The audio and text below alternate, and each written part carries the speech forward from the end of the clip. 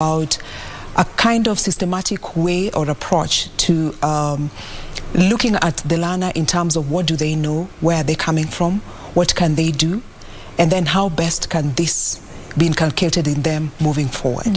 Yeah.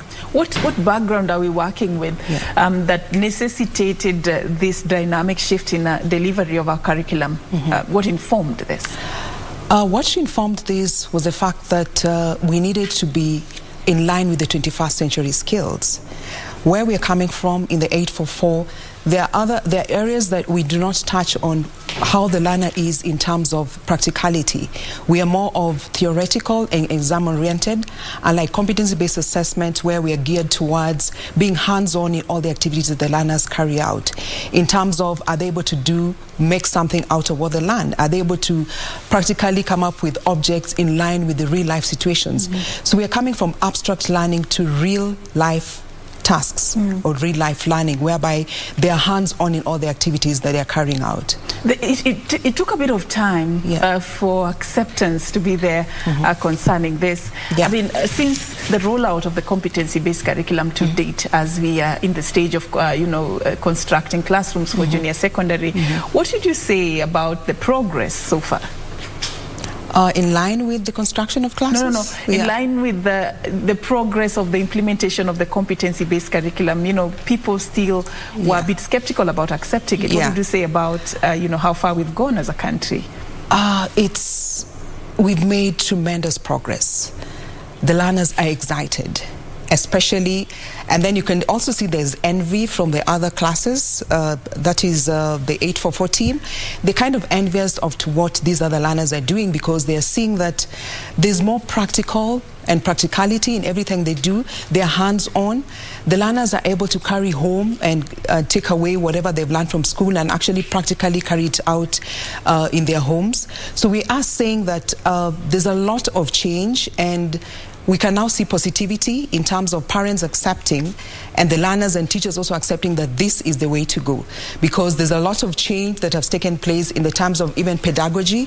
The teachers are now changed their focus on the way they approach to teaching and learning. It's more of facilitating the learners other than standing in front of the class to teach the lesson. All right. So before we get to just to understand more about competency-based assessment, because that's the topic of our conversation this morning, one would be interested to know what are these competencies or values that we are looking at to inculcate in the minds of these learners. What is it that forms part of that list?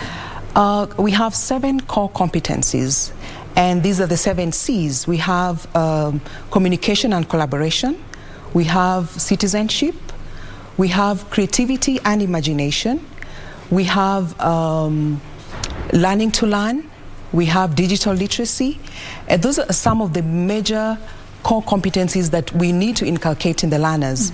We're talking of values of being responsible, honesty, So these are basics that were not there before, but now need to be inculcated in the learners moving forward so that they can be able to fit into society and be able to present some of these values moving forward. A learner who has gone through this particular system of education, how would you describe what type of a learner are we trying to achieve by ensuring that they acquire these competencies and these values? What future are we looking at? We are looking at a learner who is holistic.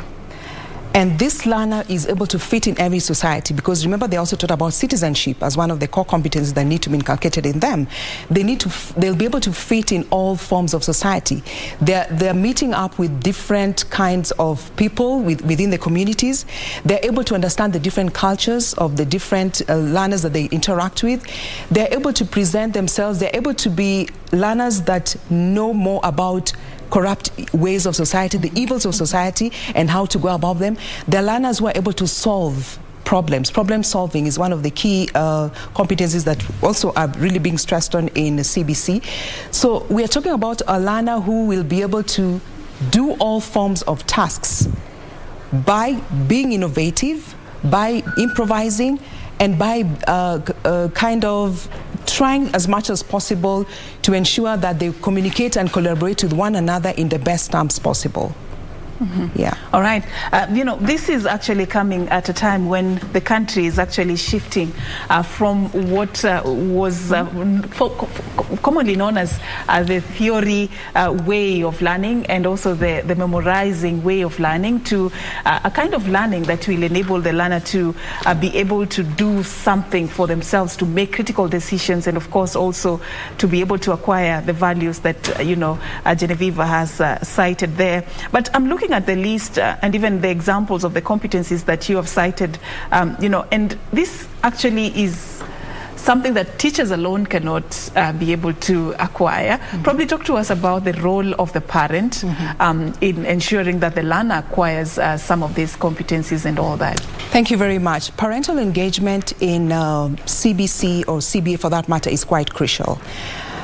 We are saying that as learners get to learn at school, parents are also being engaged and trained in terms of when they have their meetings at school to be able are told on what are the expectations of this learner, because you're trying to create a learner that at the end of the day is wholesome in terms of, are they honest in everything that they do at school?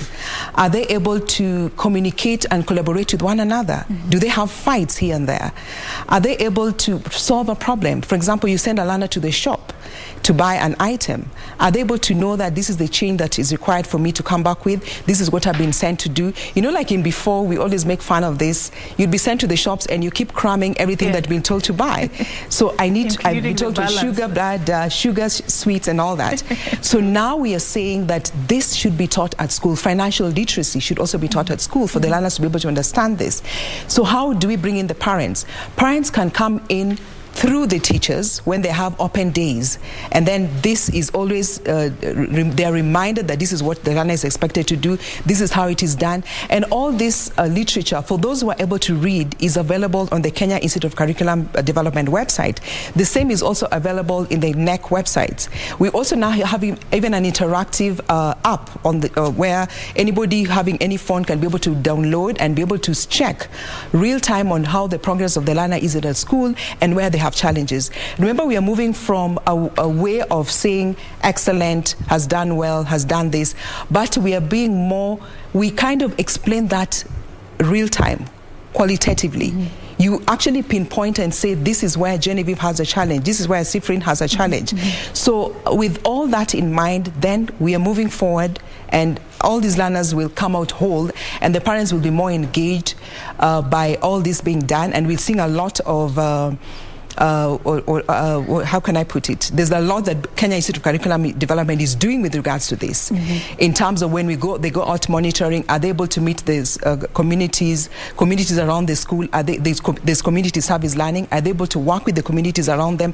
So with that, then it filters right into the community within the school. So we're encouraging work around the communities. If there's an expert in the community that can be able to talk to the learners about, for example, in the arts, how to make pottery, how to do ceramics, how to do sculptures, how to do a dance, then as they come in and interact, they are able to actually see what competencies are expected out of these learners and what values can be inculcated in them when they are also out of school. There has been concern, what you're saying is important, because there's been concern from certain quarters about the kind of the academic system that we are going through right now. People would cite, you're taught something that you would not even be able to apply in your afterlife. Like, for example, you when you become an adult and you're employed, there are certain mathematical formulas or scientific formulas that probably you ask yourself, why were we taken through, this? So my question then is, are we moving away from that academic content completely, or we are looking at a hybrid system of education that will not only will incorporate that content and the life skills that you're talking about? Thank you very much. Yes, competence-based assessment is not going to be abstract. It's real life. Okay. We are engaging with real life tasks, what everybody, every learner, every parent can resonate with. So everything else that is irrelevant is left out? We can't say really it's irrelevant, because there are cases where some aspects in mathematics or physics make sense depending on the pathway that a learner will want to pick. All right? So we are not saying everything is ruled out, everything that was done was wrong. No. We're just saying now we are getting more focused on what is it that we want this learner to be. The learner will decide, depending on their interest and the pathway that they pick on. When I talk about pathways, is the career path that they'll end up choosing depending on where their skills and abilities are. With that, then it will be possible that we are not abstract, but we are being more real in every aspect that we do. Yes. What mindset change will the teachers then require to be able to identify these capabilities, these abilities in every learner? Because we have to agree, each and every one of them is different and has skills in different areas. Yes. So talk to the teachers. What is it that they will need to be able to, measure up to this new system of education? Thank you very much. I'm glad to also report that with this change of mindset, a lot has been done with the teachers. The teachers have been trained, one out in each school, because we have 30,000 primary schools in the Republic of Kenya, out of which 6 teachers have been trained on expectations of competency-based curriculum and competency-based assessment. This has been quite successful because it's a multi-agency approach whereby we have personnel from the Kenya Institute of Curriculum Development, the Kenya National Examinations Council, we have personnel from SEMASTIA, we have personnel from Kenya Institute of Special Education, we have personnel from Quality Assurance and Standards, we have personnel from the ground, those are curriculum support officers, we have champion teachers that were initially identified when all this began. So with all this teams coming together to train the teachers, then a lot has been. And I also want to tell you that this has been quite interactive. So with all this being interactive, the teachers have been able to now see the mindset, the shift from being abstract, from being a teacher standing in front of class to being a facilitator. All right? Okay. So you let it be the learners to take charge as you stand in the back and guide them on what is expected. This has been quite positively received because the teachers are now able to actually tell the difference, because we are moving from hiding the mark scheme, what we are now calling the scoring guide. Before, all that was under lock and key, but now the teacher has been asked to come out of that and actually give the learners these marking schemes or marking guides so that the learners know exactly what is it that is expected of me. We are moving from a score A, 80, which we could not really substantiate what that means. We are moving to where we are able to tell the learner, you are meeting expectation, or you are exceeding expectation, or you are below expectation, or you are approaching expectation. Qualitative reporting. They are now able to say exactly where is the challenge when it comes to all this. You're now able to tell me, Susan is able to count 1 to 10, however has a challenge counting 10 backwards, all right? Has a challenge in writing letter P and Q, however is very good at writing all the letters of the alphabet, is able to read this number of words per minute, however has a challenge with this. So you actually pinpoint so that whoever is taking over this learner in the next level knows exactly where the problem is. As they go back home, as you report, the teachers are also now able to tell through the parents from the reporting, from the journals that they write, that this is where your daughter or your son needs help, all right? We are coming from a place whereby we are telling the teachers, you are not going to move forward unless the learners understand the concept that is being taught. You are moving forward. Where there's a challenge, you have to go back and give a learner a personalized kind of approach where you're personalizing and trying to get them through where they have challenges. So it's not anymore a matter of, I want to complete the syllabus.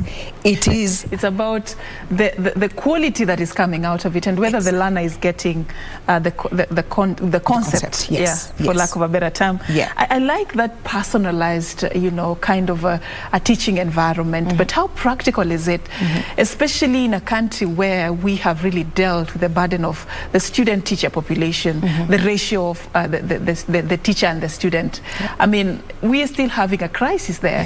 How practical is this? Thank you. That's an interesting question, and everybody keeps asking. Time is of, you have to give the learner your time, you have to give them your attention, you have to really walk with them throughout their learning journey. If you do this for one learner, you go to the other, I mean, how are we going to make this practical when we are facing the crisis over? Very good. I need to demystify that today. You find in Kenya we have classes of about 100 students. Now, to teachers, it's doable. Remember, we say the teacher is a facilitator and not now going to stand in front there to teach. What you're saying is you are going to have your students into groups. We are no longer having classes whereby everybody is facing the blackboard, but then into those small groups, because we are saying these learners have learned to learn. They have to communicate and collaborate with one another. Once you're able to make these learners into groups in the classes, then through these learners, there'll be peer and self-assessment. They're able to do some of the things you as a teacher may not do. We're even changing the mode of assessment. It doesn't have to be pen and paper.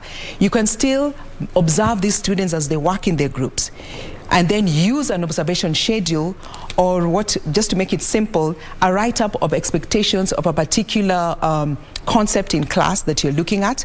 Then once you pinpoint and say, this is what I want to see in the learners, is it values I'm looking at? Is it the competencies I'm looking at? And then as you move around class, because it's not possible, as you say, one-to-one is not going to work anytime soon. So the best way is having that. And then still on those groups, the learners could also have a scoring guide or also have a checklist, so that they're able to gauge amongst themselves who has done it right and what can we do to make it even better. Open critique, open discussions, group discussions, not a matter of one person standing in front and then delivering. They used to call it verbal diarrhea to all the students in class, sorry for the lack of a better term. But yes, with that, it's possible to actually be able to cover a lesson with all these learners. Group the classes, change the seating position of the classes, have them work in groups of 6 to 8. In those groups, every time pick out a person who will be the team leader, and then the team leader now acts as, should I say, quote unquote, the teacher. And with them, open discussions, encourage them to communicate and collaborate, encourage them to discuss as a team, encourage each of them to demonstrate, encourage teamwork amongst the learners. Once that is done, it becomes very easy for the teachers to be able to manage the classroom, irrespective of the ratios. And that, I want to believe, with the Teacher Service Commission and what they're doing, that will change with due time. With due time, and you hope that will happen. One thing I like, though, is that the teacher is now being transformed into a facilitator. Basically, the responsibility lies on the learners, but then now they just, sort of inject their expertise and experience there as the learners, take charge of their learning journey. But there's something you touched on earlier, but I want you to just expound it a little bit. How do you score competency? For in the current dispensation, we are used to, for example, you'd get an 80%, a 50%. You can actually tell and say this one got an A, this one got a D. How do you score competency, or how do you score value, for example, to say that this learner has acquired this, has gotten these marks? Or I just want to understand how that is going to work as well. Okay, thank you very much. Very good question, and that is what everybody has kept asking. How is it possible? Yes, it is possible. How do we do that? We are moving from the scoring dispensation, whereby you're saying there's an A, there's a B, move away from grading. We are moving to being qualitative in our reporting. And that's, as I said, we have 4 levels that we are using. Exceeding expectation is a level 4, performance level 4. Meeting expectation is 3, below expectation is 1, and approaching expectation is 2. And on this, there's a criteria in which you're going to look at depending on the task that has been given to the learners. And this criteria, it describes each and every bit of what is expected in a particular task. Let me give you an example in my area, art. For example, art, if the learners are doing leaf printing, there could be various aspects that you'll be looking at. For example, are they able to collect the leaves? Are they able to go out there and collect the leaves? Yes. Are they able to categorize and arrange the leaves to make a pattern? Yes. Are they able to take paint and put it on the leaves? Yes. So what I'm saying, yes, are the criterias. So once all these are listed, then the teacher is able to actually see, and the learner herself or himself is able to see, this is what is expected of me in this particular task. On top of that, as you're doing all these tasks, there are elements you're looking out for. When they went collecting these leaves, was there teamwork? Was there communication and collaboration? Were they able to talk to one another? Were they able to collaborate with one another? So all this is also listed amongst the criteria you're looking out for as much as you are teaching a practical component, okay? Values, honesty, responsibility. Are they clearing their working areas? That's a sign of responsibility. That is one of the criteria that you'll have in your scoring guide, that this is what I'm going to look for.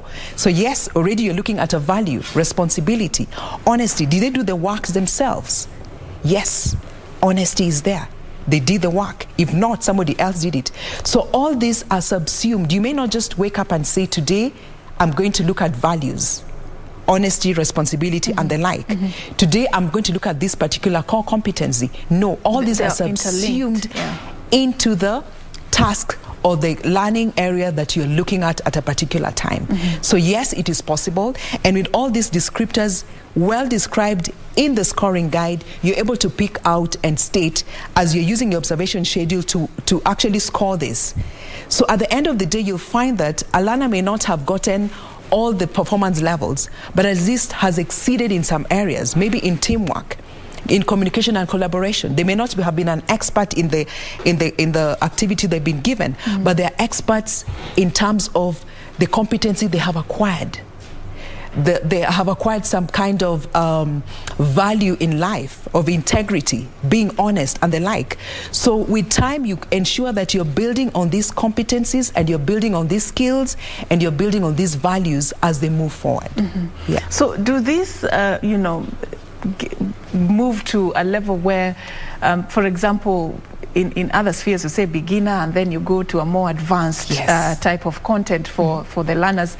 Do we have that kind of an arrangement as well? And what would determine, a learner moving from one level to another? What are some of the principles that, need to be considered before you move the learner from one level to the next? Thank you for that. Yes, that is available. Yeah. And we're saying that the designs were made in such a way that it's cyclic. It gets advanced as they move from one grade to another. Remember, we have early years education. At the early years, we have pre-primary 1 and pre-primary 2.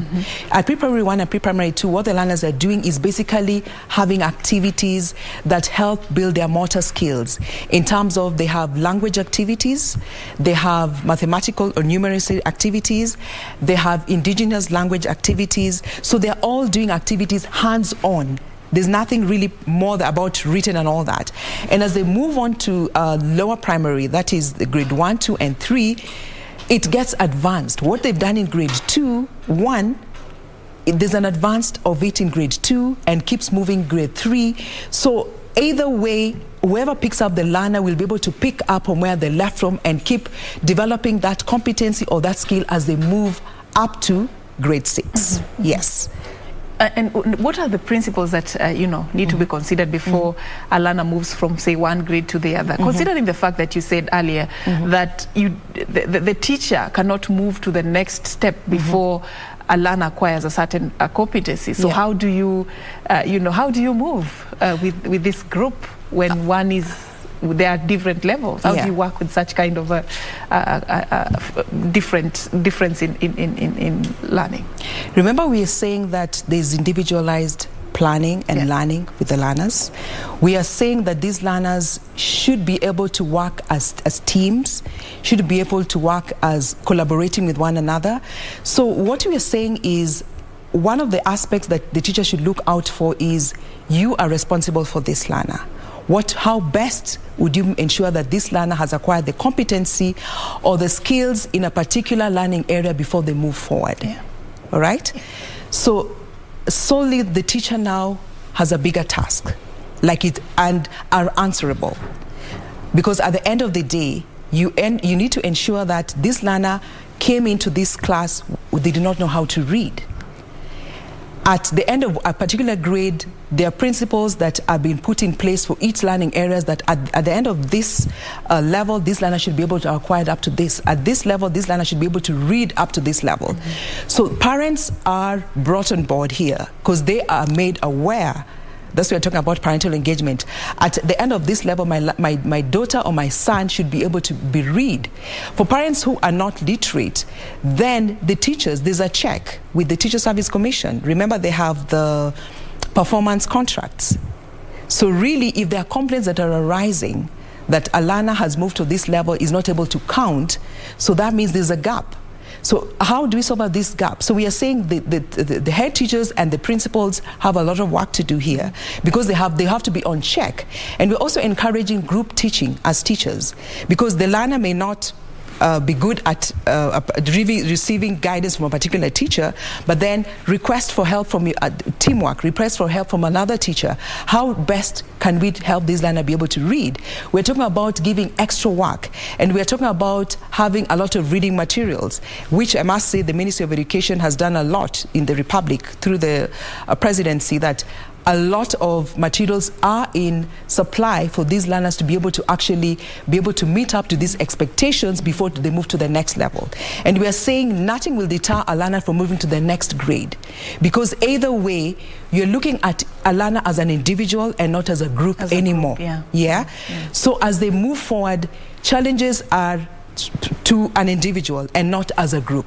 So as they move forward, where their challenge has to be brought out qualitatively, and the next person will be able to pick it up from where they have left. And it can be dealt with in a personalized way. They can create time for addressing that.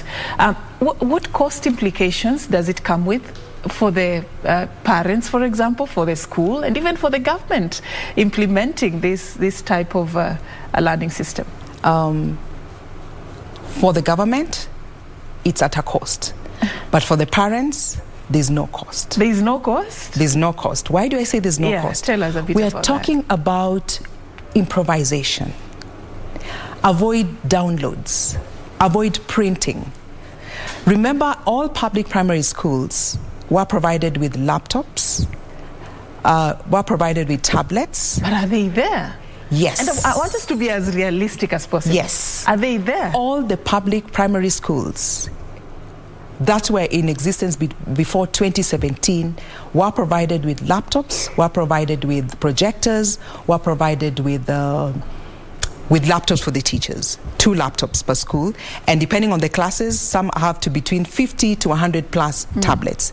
Now, why am I going there? Because there's hue and cry about printing. And Go and print this. Go to the cyber, do this. Yes, that's why I asked the cost, because parents are really crying foul over this. CBC is good, but it has come with a very, very heavy burden on our pockets. How do we manage? How do we sail? What we are trying to tell parents now is that do not print. What you're trying to tell teachers, do not encourage learners to go home and print. Use whatever is at your disposal within the school environment, within the school community. If I could give an example, again, I'll go back to a practical subject. We're talking about maybe, let's say, music. You're asking learners to come up with a musical instrument. Remember, each community in this country, we have over 47 counties. Each community in this country have an instrument that they can resonate with, okay? So if you're asked to do, for example, a drum, you look for old tins. You look for old leather, which you can get from secondhand, and use it, work as a group, and you'll be able to come up with a drum without incurring any costs. If you're supposed to do some painting, we are encouraging you to look local materials. What are some of the local materials? You can squeeze dyes from plants. I want to give an example of a school where we went and they could not afford paint. And I was like, so what did you do? We used soil. And can I see the prints? And it was excellently done, just using soil. So we are saying innovation, creativity amongst the teachers is quite key. There may have been gaps when the designs were coming up and everybody was, so excited and put in some things, write-ups that this should be done. But we are saying in the learning experiences that are given in the curriculum designs, they talk of learners and teachers trying as much as possible to improvise and avoid unnecessary expenses. We are saying the do and don'ts of CBA and CBC. Do not just go to the cyber and print. And we are saying if this is happening a lot, then we have sites with KICD where this can be brought to the light and we can see how those schools can be assisted. Because you're talking about laptops and projectors in public schools, and they were given, that's one thing, but are they there? That's the big question. If you visit some of these public schools today, some would even be shocked that you're talking about the fact that they were issued laptops and they should be having projectors. Some have never even seen these laptops. Can I surprise you? Vicinity. Can I surprise you? Surprise me, I'm ready. We went to a school, just concluded grade 3, 4, 5, 6 assessments. I mean 4 up to 5 assessments. And schools were a hue and cry in schools because they were supposed to print the assessments, because NEC uploads and then they're supposed to download and print. And we asked the school, do you have laptops? Yes. How many? 100. I mean, tablets. Do you have projectors? Yes. How many? 1, but it doesn't work. Do you have the teacher's laptop? Yes. So we're like, can I have all this brought out? Do you know the laptops had not even been unsealed? They still have the blue stickers, the way they came in 2017. So they're there, but they've not been... Yes, and we were able to download all these assessments, put them, and I'm glad ICT is working very well, the ministry. So in every sub-county, there's an ICT expert that had been sent there by the ICT authority. And these gentlemen were able to come over and were able to download all this, help download all these tasks in their tablets. And the learners were pretty thrilled because they were able to just get a piece of paper and look at the questions in color, because 8 CBC is all about everything is in color. So they're able to print, look at all these downloaded tasks in the tablets and be able to answer them so easily. So there was zero cost on the same. But this is just one school out of the many others that may there are not several. Have similar privilege. They do have several. All the schools, that's what I'm saying with much doubt. All the schools? All the public schools that were in existence before 2017 have tablets, laptops and projectors. Schools were even now able to project in cases whereby the tablets are few. Remember, our assessments are supposed to be done at a pace, learner's pace. It's not something that is timetabled. So they would still do that throughout the 2 weeks that they were given to be able to carry out these assessments, and just by projecting them onto the screens or by downloading them onto the tablets. So yes, this is doable. All right. Yeah. All right. We are heading into a season of national examinations right now. There is KCPE and KCC lined up. Over 2 million candidates are going to be sitting for these particular examinations. Yeah. This is actually a season that is usually a make or break for the candidates. You're either on this side or the other side. That's the culture that has been, deeply, that has been planted in our society. With the implementation of the competency-based assessment, what difference is it going to bring in this particular kind of an environment? Thank you for that. People keep thinking that CBC 844, there's a gap, there's a big difference. The only difference here is pedagogy, the approach to teaching. Because I must say that at this level, especially at the higher level, we already have competency-based tasks. They have projects. We have practicals actually ongoing at the moment. And just not to jeopardize the situation, maybe I will not delve much into what is currently going on because the examination is actually running. But we are saying that these competencies are actually there. It's just that people do not feel it. Art and other subjects, music, are actually timetabled in the 844 timetables, but they are not taught because they are not examinable. Because everybody is exam-oriented, that I will not do this because it is not going to be examined. But at the end of the day, the only difference is that the pedagogy has changed. The mode of assessment has changed. We are talking about a situation whereby the learners are we're no longer looking at scores at the end of it all. We are not looking at assessment at the end of a course. We are not talking about summative assessment. We're looking at formative assessments in CBA. So we are saying that that should not really have an impact on the learners that are currently sitting their assessments. Because, not necessarily having an impact on the ones who are currently sitting. I'm looking at the future of education, and if all goes well with the implementation of the competency-based curriculum, of course what is going to happen is the competency-based assessment. So how different will that be with the current KCPE and KCSE? Thank you for that clarification. We are moving away from having a one-off kind of assessment, whereby if you are done at 844 or KCP at grade 8 or grade Form 4, that is it. We are moving from that. Why do we say that? Because we expect feedback at every little step that we do. We are not going to have a one-off kind of assessment in CBA, okay? Why are we saying that? Because we are actually assessing these learners in small chunks, small bits as they move on. In 844, we have assessment, a summative assessment. We do not have a formative assessment that counts at the end of it all. In CBA, what is going to happen now is we have 3 forms of assessment. We have classroom assessment done by the teacher. We have school-based assessment set and done by NEC, but actually implemented by the teachers within the school environment, not timetabled, because they have to move according to the learner's pace. Some of them have projects, some of them have practicals as they move on. And then at the end of it, they'll have a national assessment.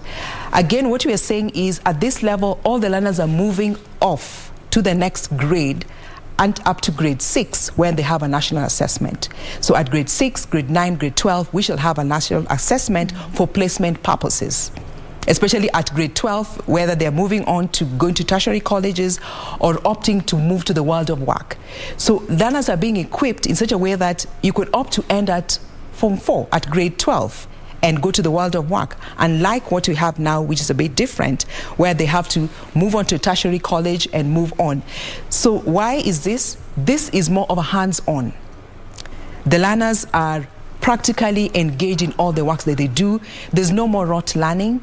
It's more of a practical, oriented, or performance-based tasks or learning areas that they are able to actually be able to see that there are skills that they have acquired that you can be able to use in the world of work, right up to grade, all those grades.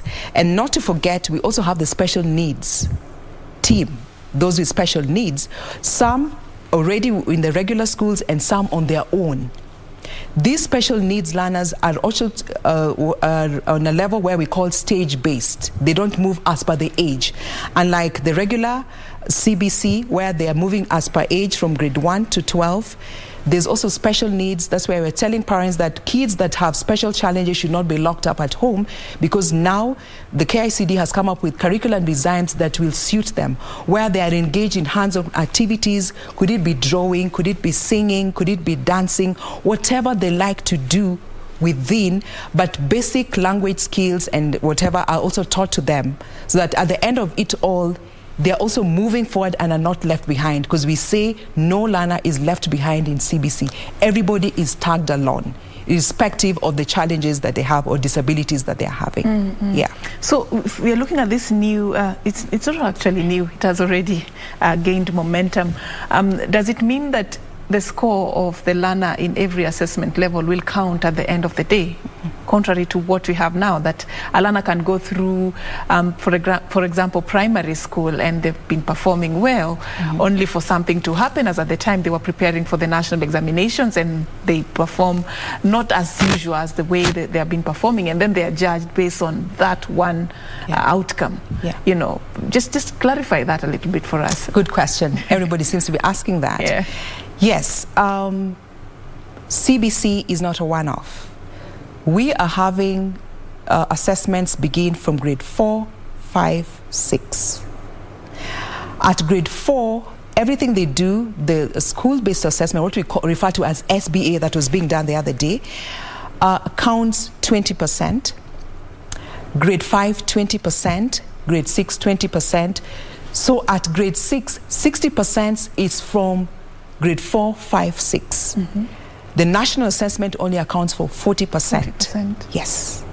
Okay. Yeah. So, or by the time you're going for the national assessment, you've already accumulated 60%. 60%. Yes. All right, that's pretty much fair, because I have a feeling we lose a lot of potential learners along the way, courtesy of that, method of assessing them. They sit for this one examination that is like a make or break for them. Yeah. Maybe they were not feeling well, maybe anxiety, maybe something was happening around that time, and they didn't perform as good as they have been performing throughout their education. And they're judged based on that one examination, and that changes the course of their lifetime. Yeah. Let's talk about something else that also has been a concern for many. The competition that has been there, that was used to say that these students are A material, these are B material. I mean, it was good and bad, because good in the sense that it pushed others to really work hard and want to be in a particular level. It was bad because it demoralized others and made them feel like, we belong in a particular class. How is this going to change going forward, so that we are not just putting learners in one basket?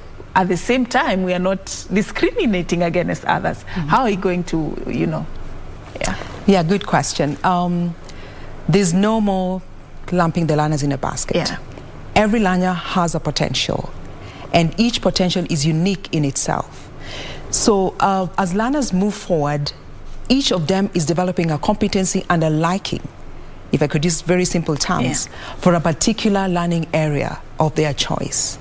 You'll get a learner who will say, I want to be music, I want to be a drama, a comedian. All this is going to be taught. I want to be a hairdresser, So the tasks and skills need to be developed as the learners move, and the teachers should be able to track the learners' pathways as they move forward, and where their strengths are, and how to make the areas that their weaknesses are even get stronger, so that at the end of the day, all this has been built right from PP1, PP2 as they go on, because they're exposed to an array of learning areas. So it's up to them now to build, kind of decide, where do I belong? And like here, where you are closed, you must do 1, 2, 3 subjects. But as these learners move over up to grade 6, as they're moving over to junior secondary, they've already have kind of built a foundation into where they're going to end up at the end of it all. So the learners can be able to tell this.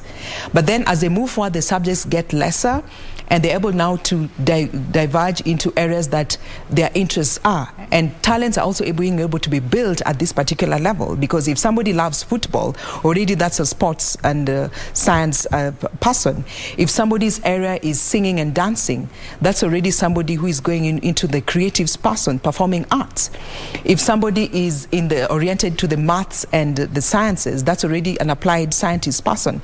So careers are built at a very early age, and skills and talents are tapped early enough, unlike in the previous system where we would lose most of them. And those athletes that we have, those dancers, because people would always blame the kids, you keep on dancing, but you don't know that's where the talent of the learner is. And yes, there are now jobs in all those pathways, all those careers now. So all this will be tapped at an early age to enable the learners broaden their areas of talent and interest as they move forward. Well, how do you sell that to a society that is really rigid in certain professions? Everyone wants their son or daughter to be a doctor, to be a lawyer, to be a neurosurgeon. How do you sell this to that kind of a society?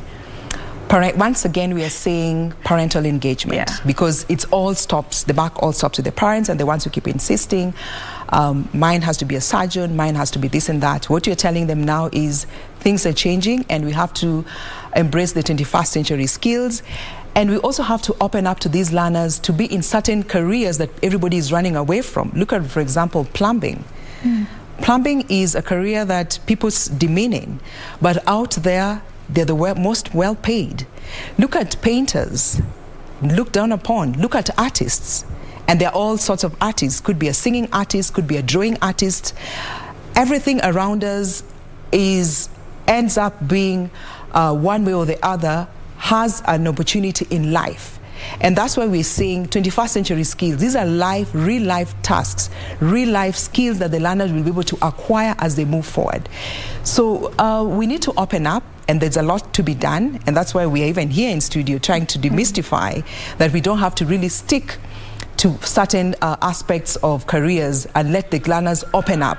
Have discussions with their learners so that they're able to understand, why do I have to choose this and why not that? Leave them. Let us have a discussion with the parents so that they're able to do whatever they feel they have interest in. Yeah. All right. There's one thing I want us to, you touched on it earlier, concerning the role of the parent in this particular learning journey. Some are not literate, some are literate, some are illiterate. They may not be able to walk with the learner, throughout that particular journey. And we have seen a structured way of training teachers to be able to implement the CBC successfully. We have seen a structured way of implementing CBC on the learner's part. They started with a pilot and it's graduating slowly, progressively. What about the parent? Has there been a structured or a formal way of bringing the parent on board also to be part of this particular journey? What is being done to that end? There's a lot of it's very good. There's a lot of sensitization taking place right from the zonal levels. At the zonal levels, we have what we refer to as curriculum support officers. We are saying there's supposed to be community engagement within a locality. So with that, yes, it has been possible during open days to bring these parents on board. We have champion teachers within each of those zones. So right from school, out of the school, the local community, the chiefs, the sub-chiefs, and everybody else, there's this talk that is going on, and I know we still have a lot to do with regards to sensitizing them on the same, but KICD, through the outreach programs, are also doing a lot in trying to reach out to the parents through various radio stations, through print media and the like.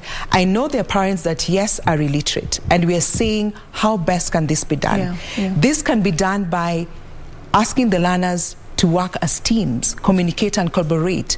We're talking about citizenship. Help your neighbor. What is your neighbor doing? What is your immediate neighbor doing? What challenges do they have? Bring them together. There are kids who even don't even have parents. So again here, we are talking about the teacher trying to bring all the learners together and seeing who needs help and where. What we call community service learning is actually being taught in schools, community service learning. And they are able to use donors and sponsors on how to see how are we going to have this an outreach program to be able to bring in everybody and let the learners know that as we are in this community, we are a community. The school is a community. And in this community, what can we do to best help our neighbor who is not able to or who cannot be able to read or write? So that you're teaming, as a teacher, as a class teacher, you're teaming your learners with somebody from around their village or around their home that they can always work with. Where there's a challenge, they get back to school and see to it that this is sorted out. And then remember, they're also being taught indigenous language within the locality. So they're able even to talk to them in mother tongue so that they're able to understand this learner has been given this homework and this is what is expected. So just ensure that you see that they are doing it and not just staying away. That way the parents will also feel engaged and wanted within the society, so that the kids are not just running around without doing work, but they are told that this is what they are doing, this is where you can help, and this is how you can go about it. Yeah. Just something that I came across while I was preparing for the show, on the part of parents still, just to address some of the concerns. Some are not comfortable seeing their children in sackcloths. Some practical lessons involve going to clean up public places. Others, weddings are officiated in schools. I mean, are these necessary skills? Are these the competencies we are talking about? Thank you for that. Yes and no. Okay, there are things that maybe a teacher may have gone overboard in trying to, because every teacher has to look at the learning experiences as prescribed in the designs, but then some of them kind of do not interpret it in the right way. And those are some of the things we are looking at when it comes to training. We keep training them because nobody was trained to teach CBC. And these teachers left college and are out there now doing their thing the way they think is right. But yes, we have addressed some of these issues. We are bringing corrective measures on how to go about it so that we are also not going overboard. And I want to believe in the near future, you're going to see a difference. That was just... We're not going to see our children in marketplaces cleaning. But cleaning is okay. Yeah. Because just even at home, the kids clean. All right? You are trying to tell them you can work as a community. At the end of the day, they could be cleaning in around their village. How do they make it clean?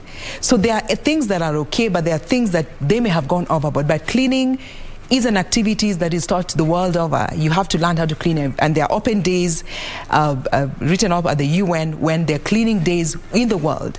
So there are activities that, yes, will go on, but it depends on how they are put across and what parents feel, because it's just the same as saying that your kids cannot clean their house or your kids cannot clean around the house. Yes, measures should be put in place so that they're able to understand why are we doing this. Once they're able to understand that, and you as a parent also back them up and see to it that this is what is required. And that can also be corrected by us again reaching out to the parents. Outreach programs to be able to know what is expected and what are the limits and how will we do this best. It's a conversation between all of us. It's not a one-off. Yeah, but you do agree as there could be some have gone overboard. Yes. Yeah. Yes. Okay. Yeah. There's what you've described. You know, has a lot to do with the self-judgment of the teacher, assessing the learner and looking at their challenges and some of their also looking at their potential.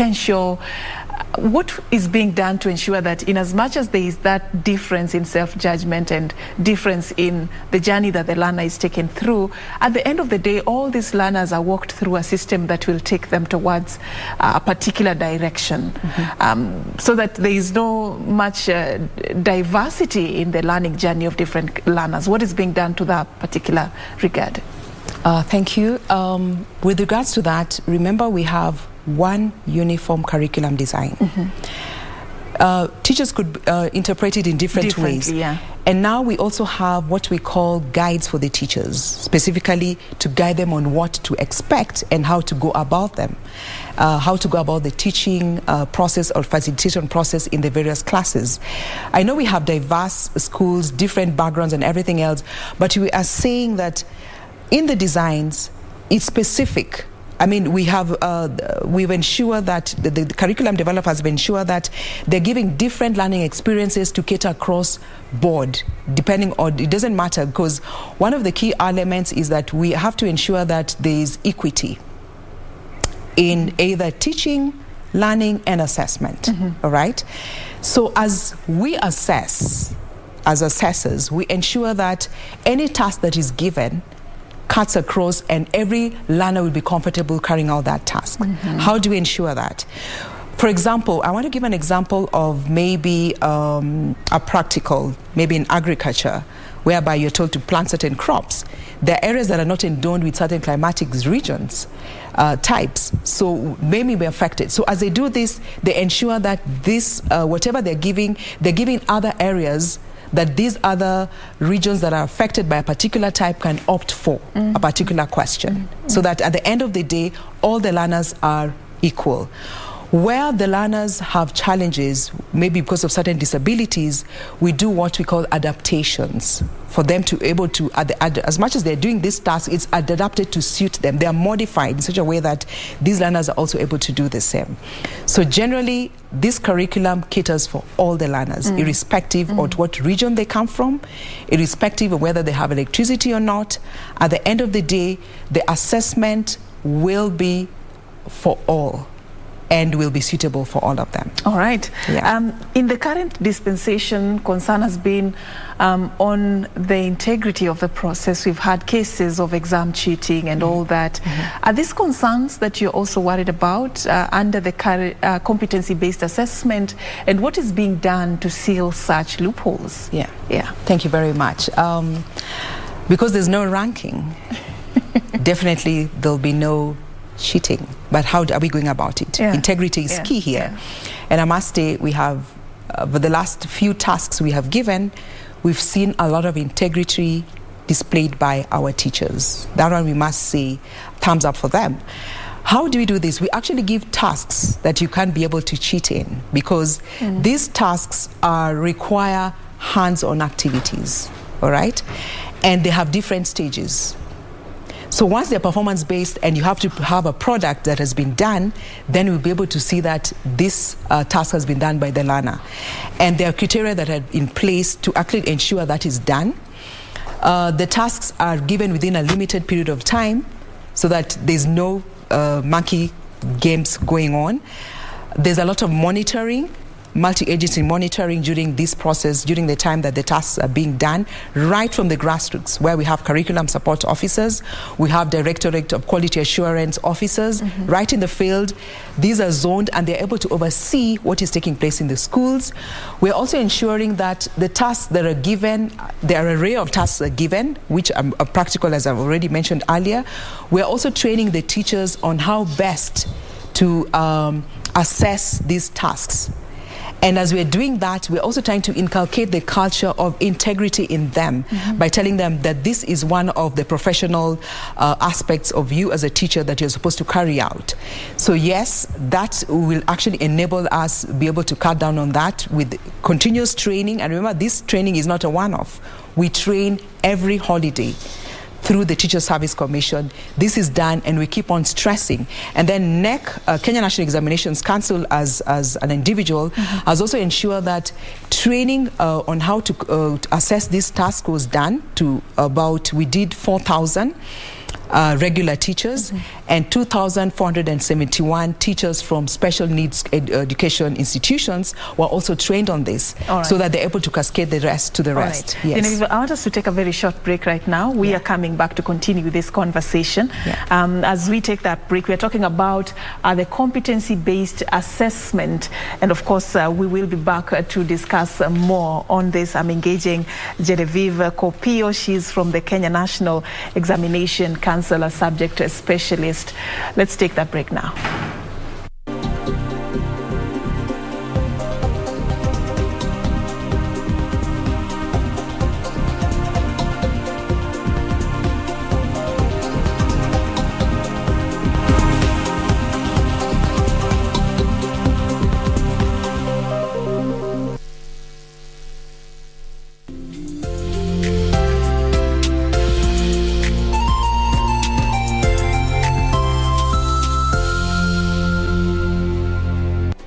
Do you have a news story to share with KBC? Get in touch swiftly on email news@kbc.co.ke or call 0723-892-654 or 0734-780-124.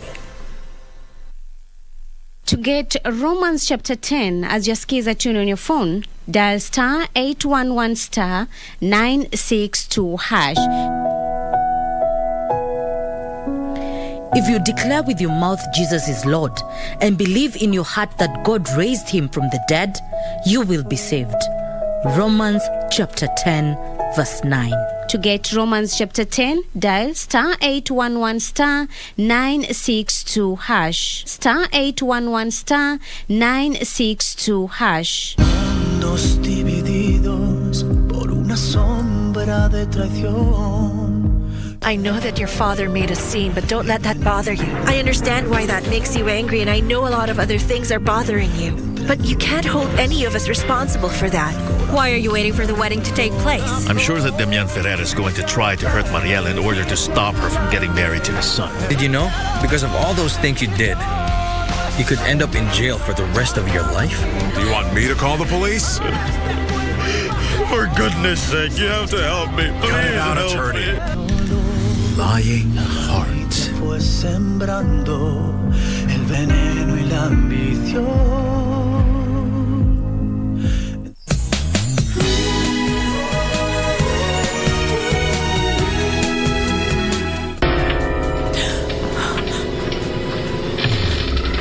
What do you want?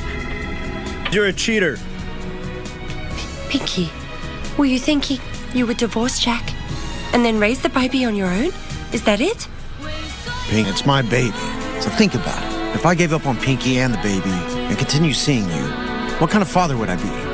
Get out. Come on, get out. God, Shannon.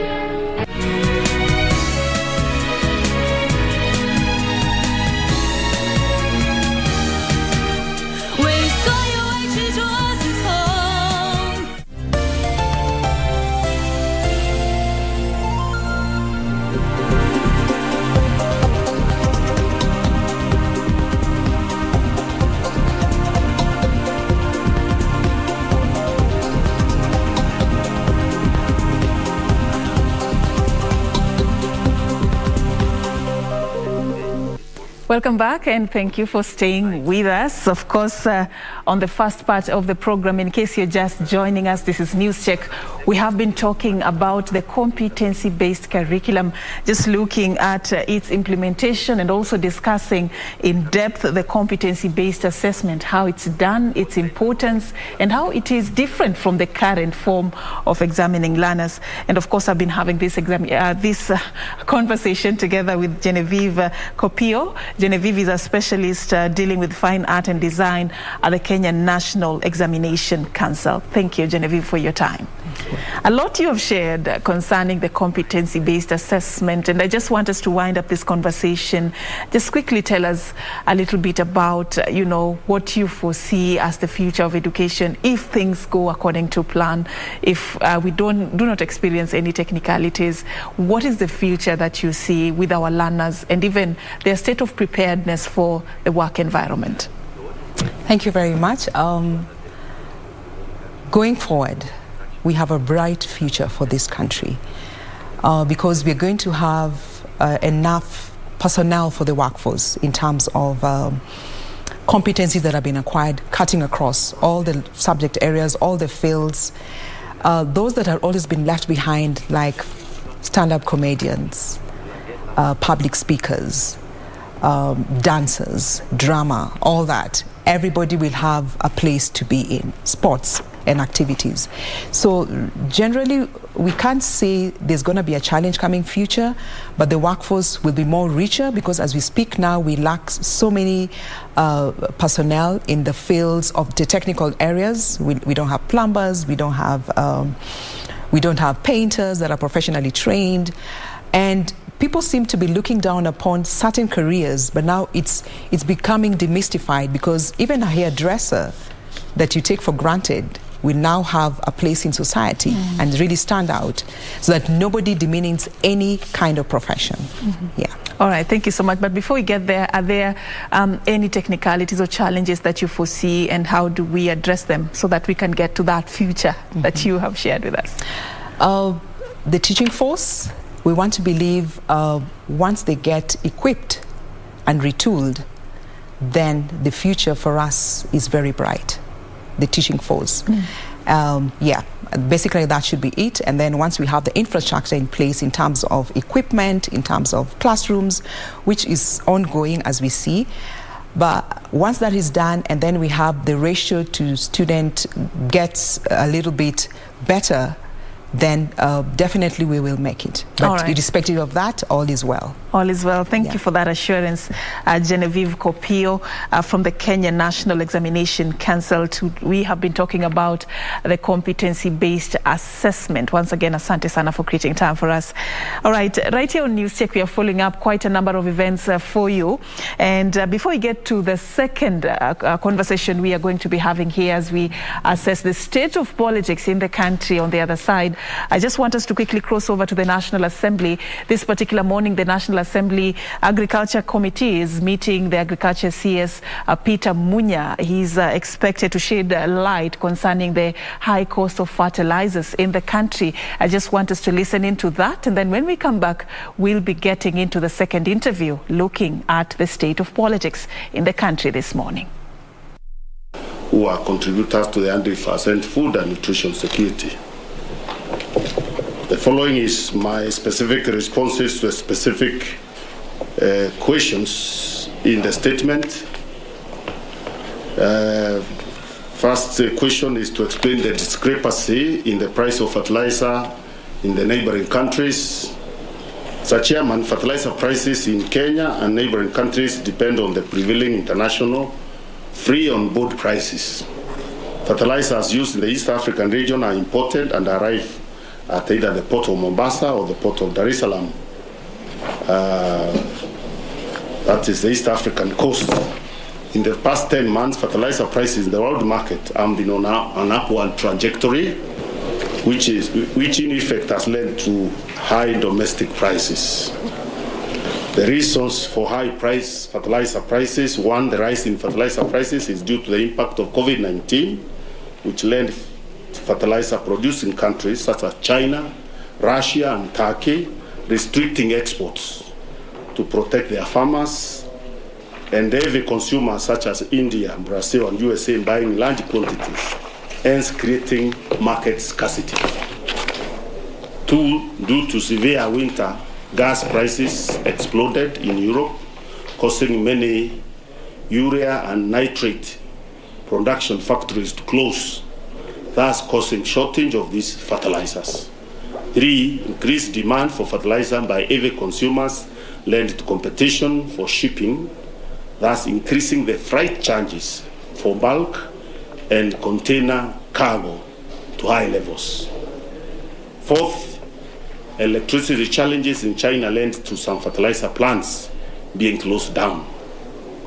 The cost and freight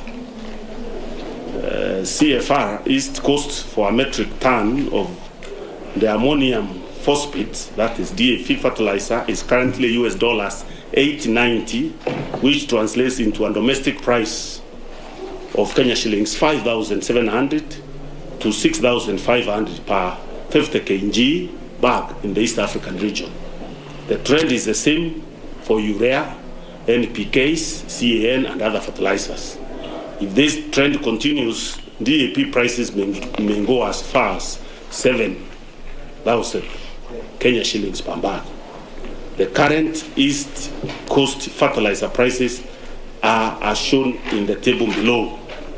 Chairman, I don't think I need to read the prices. You can look at that table. It gives you the current prices for DAP, CAN, urea, NPK for the 50 kg bags, and the dates when those prices were recorded. We are saying, given the circumstances and now even the war in that region, Russia and Ukraine, the prices could even go further.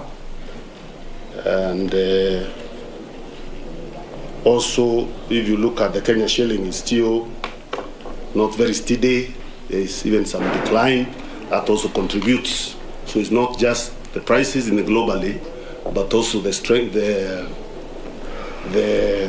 Kenya shilling losing its strength against the dollar.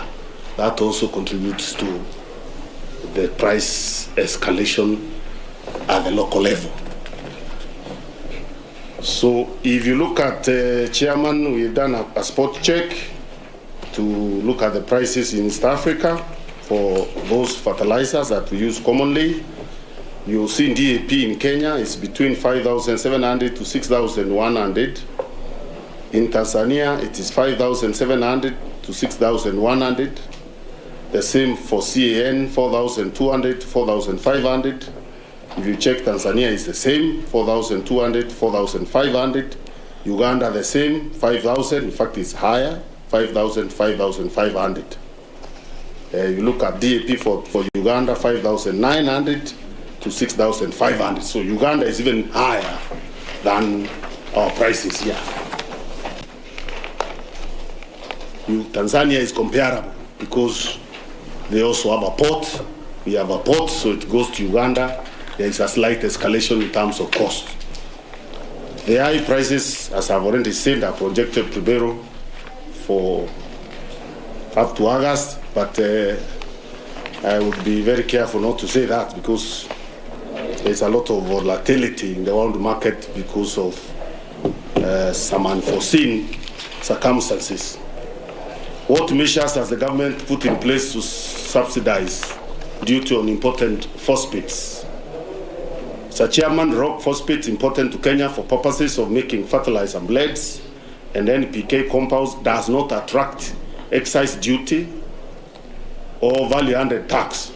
But before I go to that, Chairman, I wanted to make it very clear there is no better prices in the neighboring countries, as my answer indicates. If what they produce in those countries are cheaper, it's for other reasons, not the cost of fertilizer. Some of the reasons is some areas, they don't even apply fertilizer and they grow maize, like in Uganda. So you'll find the maize arriving cheaper. So and they have, more better rainfall in those areas as well. You see, it's not the fertilizer cost there are other elements that make it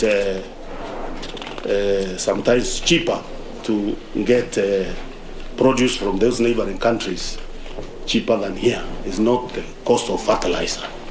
It's not the cost of inputs. And also the demand, because our market is bigger. A lot of times we don't produce enough. Like maize, we don't produce enough maize for our domestic market. That's a fact. So we are forced to import maize from neighboring countries. In any case, we are one East African market, so there is even no law that restricts them from selling to our market or people trained as buying across. We produce wheat, we produce only 20% of our wheat requirements. So 80% of our wheat requirement, Chairman, is imported wheat. So there are other factors apart from fertilizer that make us importers of food, not just inputs, because cost of food is determined by many factors, input being one of them. So the measures we have taken. So I have also made it clear, Chairman, there is no there is no excise duty or value-added tax on fertilizer. And the reason is, of course, to make it cheaper, to make access to fertilizers cheaper. And as I've already explained, it is other factors other than tax that are actually increasing the cost of our fertilizer. Of course, there are other normal taxes that are charged on all imports.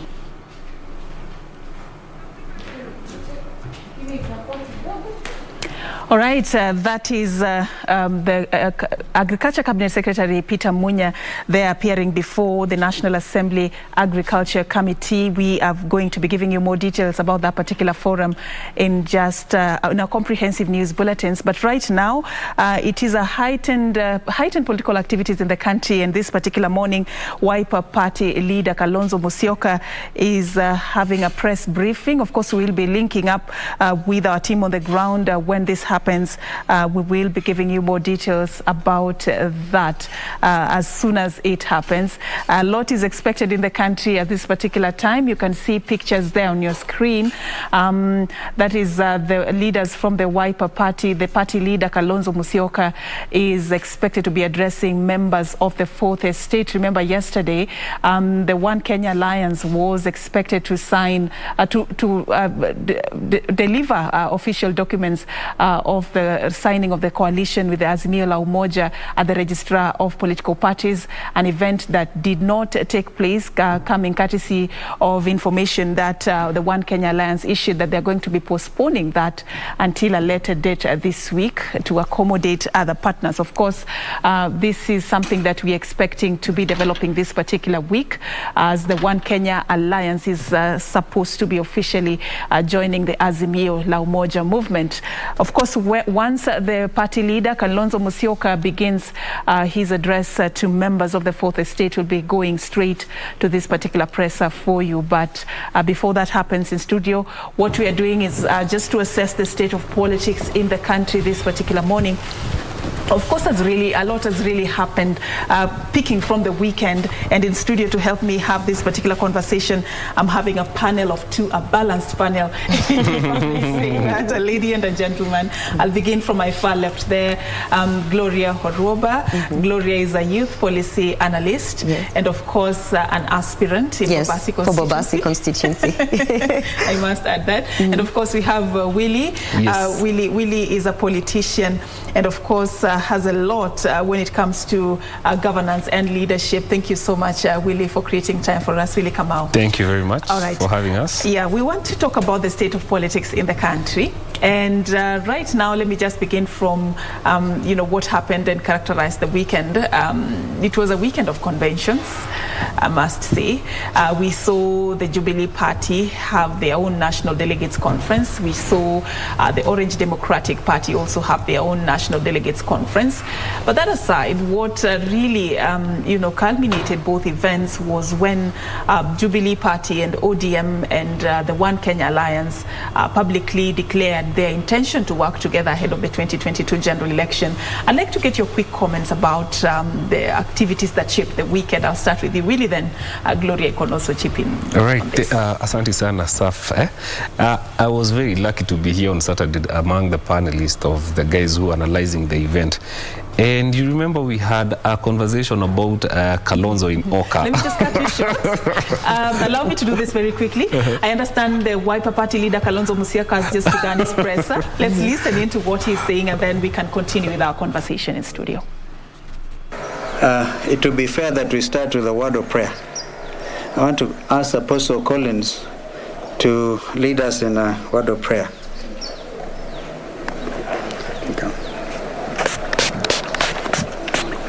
Thank you. I want us to pray. Father, in the name of Jesus, I give you praise this morning. Thank you for giving us another chance. Lord, I pray as we are going to give the brief, I pray that you are going to back our words. In the mighty name of Jesus, I pray and believe. Amen. Amen. Thank you. Thank you. Thank you, Joey. And thank you, Pastor Apostle Collins. I hear a lot of silence. Please relax. Remember, I used those words on Saturday. It's time for us to relax as a nation, even as we embark on some very important national duties and obligations. This is therefore my personal statement based on the NASA deal between, and I'm just quoting it as it was written. It doesn't mean I do not regard my brother as officially and commonly referred to, but this is between Mr. Raila Amolo Odinga and Mr. Stephen Kalonzo Musyoka, dated the 30th April 2017.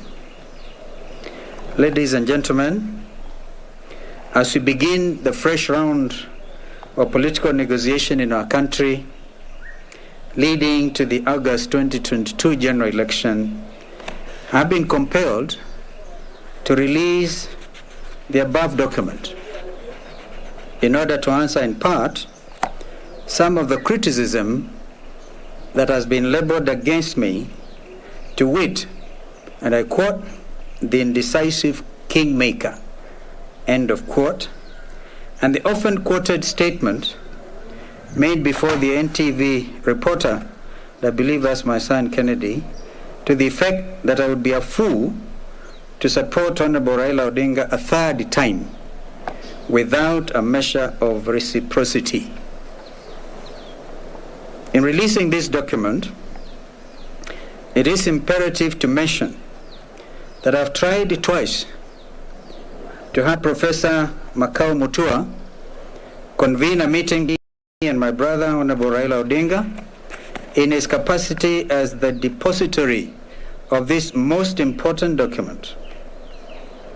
On his part, Professor Makau stands in breach of his obligation under the agreement, since he has already joined Honorable Raila Odinga's campaign team.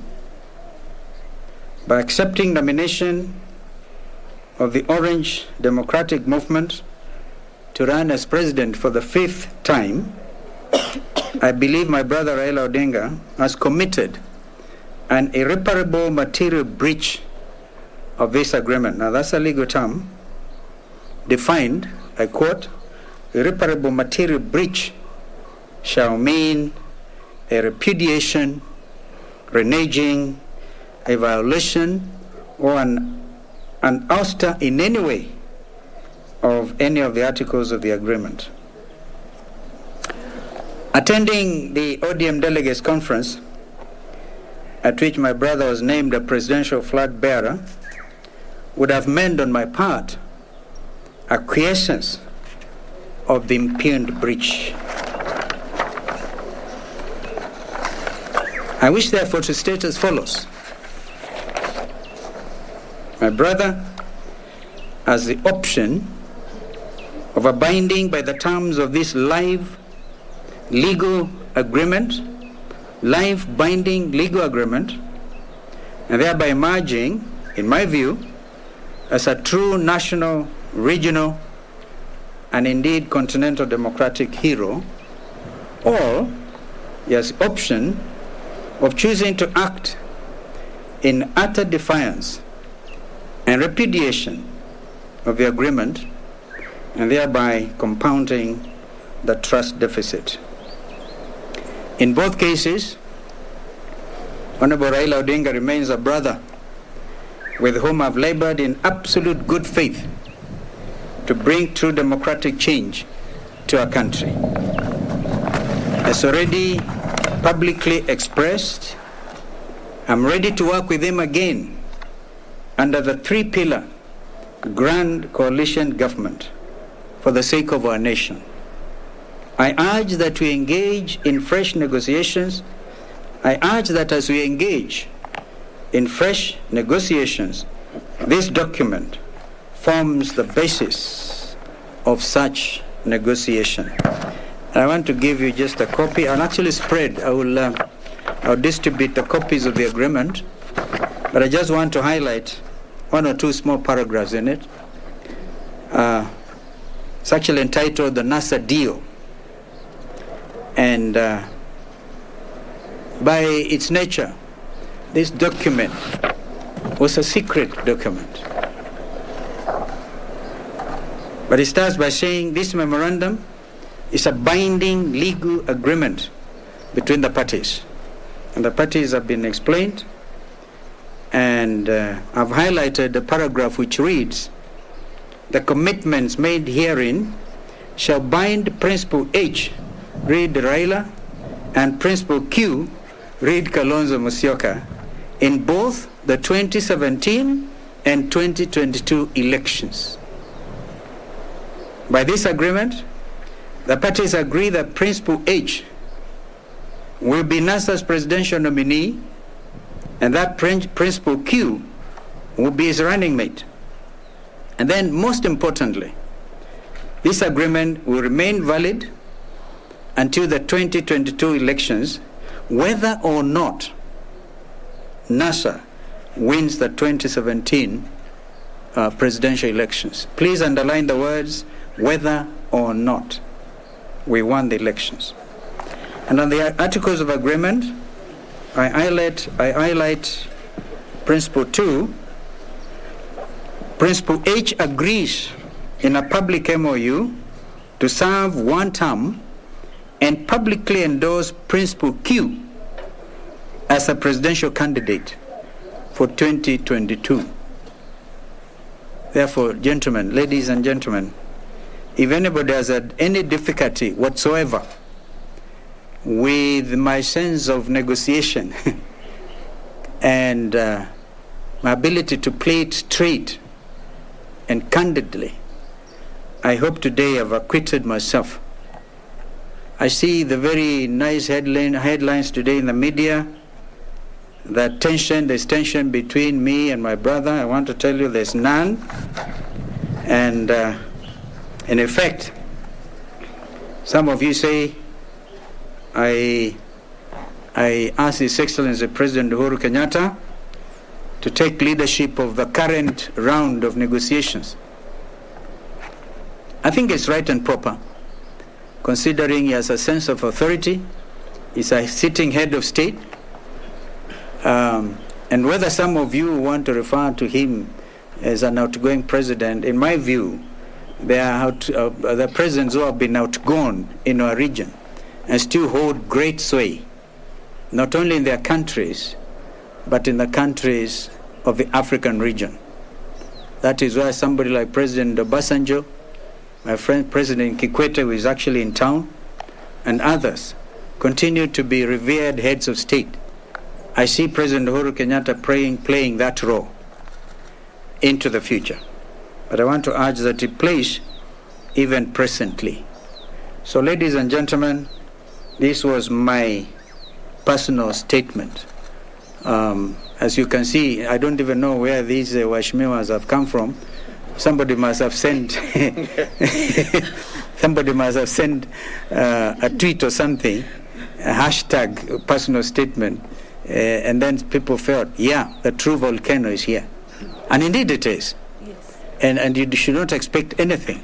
I promised the country in the days past that they're going to see a different Stephen Kalonzo Musyoka. And we therefore embark on this. We have already been clear on our Buffalo approach, the Buffalo Soldier approach. We've been very clear on our Clarion Call, Hakika Tutaweza. Been very clear in our commitment to literally end corruption in our country. Thank you. I don't know whether anybody would want to ask a question in the light. I'll ask Dennis to give you copies of this agreement, and one of which I'll give to Apostle Collins to representing the church, because the church is the conscience of the nation. So that this, I ask the Kenyans engage in a very honest conversation about this document. In fact, this is my contribution to intensifying our democratic practice, so that leaders going forward will not want to cut corners where it is clear what they should do. The Wiper Party leader Kalonzo Musyoka there addressing members of the Fourth Estate at the command center in Karen, and of course just addressing quite a number of issues that have been raised concerning his preparedness for the 2022 general election. The party leader there citing a document dated 30th April 2017 that was between him and Honorable Raila Odinga concerning who was to be the presidential candidate in 2017 and 2022, and who was going to be the running mate, according to the Wiper Party leader there. Citing that this was a legal and binding document between him and Honorable Raila Odinga, and of course also talking about the plans for 2022, saying that this document was not only binding in 2017 but also in the 2022 general election. I understand he still has more to say, so we are going back to that particular presser, then we can kickstart our interview.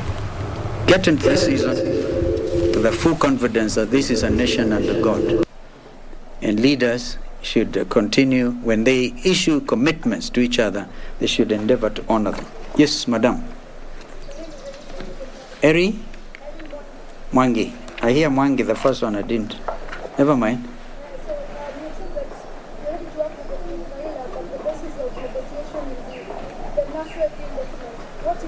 I just say that because of making this public, and the person who should have made it public is in breach himself, okay?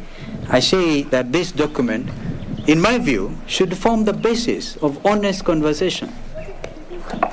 Well, that would be another story. We tell Kenyans, they have refused. Fine, and we'll move on.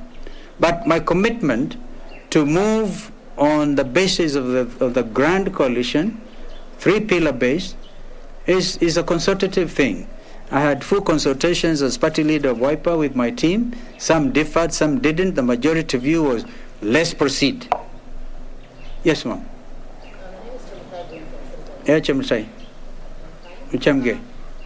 Yes. When you spoke at the Jubilee NDC, the KICC, you spoke about the Azimio One Kenya Alliance.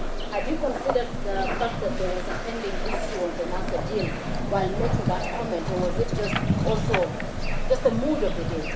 No, not the mood of the day. In fact, I was not the only one who spoke about Azimio NASA. No, not Azimio NASA. Azimio Oka. I was waiting for you to correct me. The president himself, actually, in a very dramatic manner, said that we now have two presidential candidates. that the Honorable Raila Odinga has been proposed by ODM. Wiper on their part has also given a name of a presidential candidate. And therefore, these two gentlemen will meet at some point, and whoever emerges as the flag bearer of Azimio Oka Grand Coalition will receive everybody's support. The president himself was more vocal on that subject than I was. And therefore it was fully consultative. So nobody should ever try to talk about any other leg because these legs have been agreed. Yeah, another ma'am? NTV, yes. So there was information that came yesterday that Oka was supposed to sign a petition and Oh, that was meant for yesterday. yeah, but it was later postponed because they said that there are new members who are interested. No. Nobody talked about new members. I think the statement just simply said that we are postponing the signing, maybe to tomorrow. There's two nitty-gritties that need to be agreed on the wording and the what, but we're all committed to signing, for sure. Oka as an entity. Okay, so Moses Kuria says that he's willing to work. Why don't you ask Moses Kuria that question? I can't answer on his behalf. Be fair. Just be fair. I'm sure he's able to answer for himself. Thank you. Yes, sir. Yes, Dave. You work with? KTN. Okay. You are depending on President Uhuru Kenyatta to broker this deal and the talks to lead the talks. President Uhuru Kenyatta was at an ODM NDC and he has openly endorsed Raila Odinga. How do you navigate that? Very good question, Dave. But when we were at the NDC, Jubilee's NDC, I remember before I arrived at KICC, there was a 411 alert saying that Raila was on his way from Kasarani to KICC expecting endorsement. Now, my brother Uhuru Kenyatta, in his personal capacity, can endorse, but wouldn't you think the most important endorsement would have been that of the delegates conference? Just like Raila was endorsed by ODM, and I was endorsed by Wiper, okay? But Jubilee did not endorse any candidate. Even if they said, our dume wawili, wasonge mbele. One of them will emerge as a presidential candidate. So the position I take is that of the party. But President Uhuru Kenyatta is within his rights to support. But of course, I don't know why you say I'm relying. It's not, I think you overdo it, Dave, that I'm over-relying. I'm not over-relying. We just negotiating going forward. And I'm quite sure President Uhuru will also be at liberty to change his mind. Please. Additional question based on that. Because you've been conspiring quietly. I've done from KBC. Yes. The question being, because the president, you've said and you've suggested that the president takes charge of the negotiation. Well, suggested takes charge. I'm just suggesting. By the way, it's not mandatory.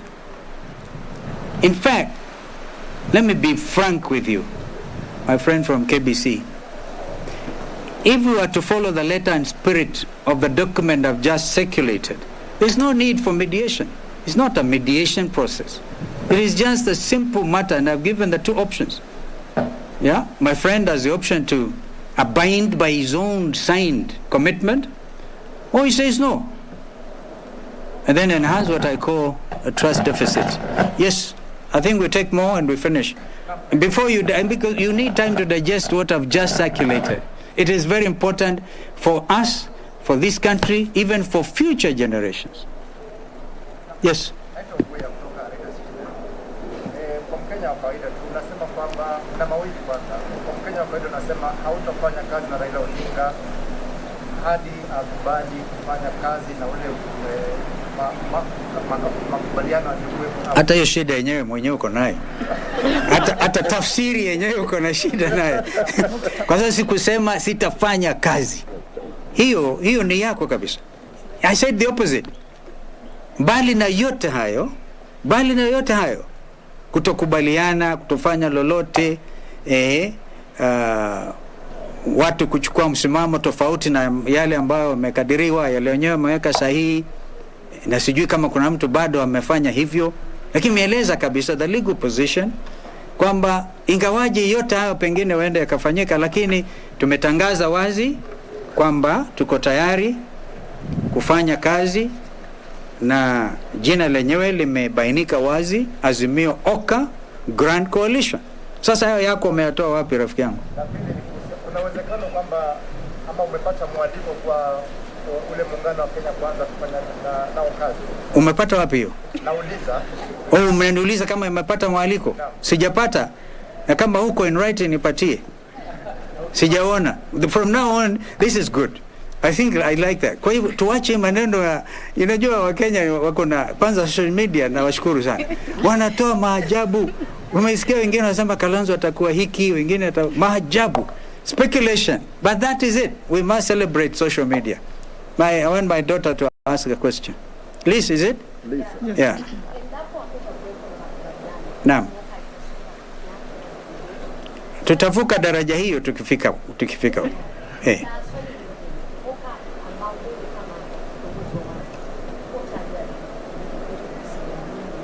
Irreducible minimums. Pia tutavuka daraja hiyo tukifika. Nimesema mazungumzo yameanza. Sasa irreducible minimum, soma hiyo document ambayo nimekupatia. Utapata kwamba irreducible minimum ni kwamba my brother Raila Odinga, by honoring this document, will pronounce his brother the flag bearer for Azimio Oka.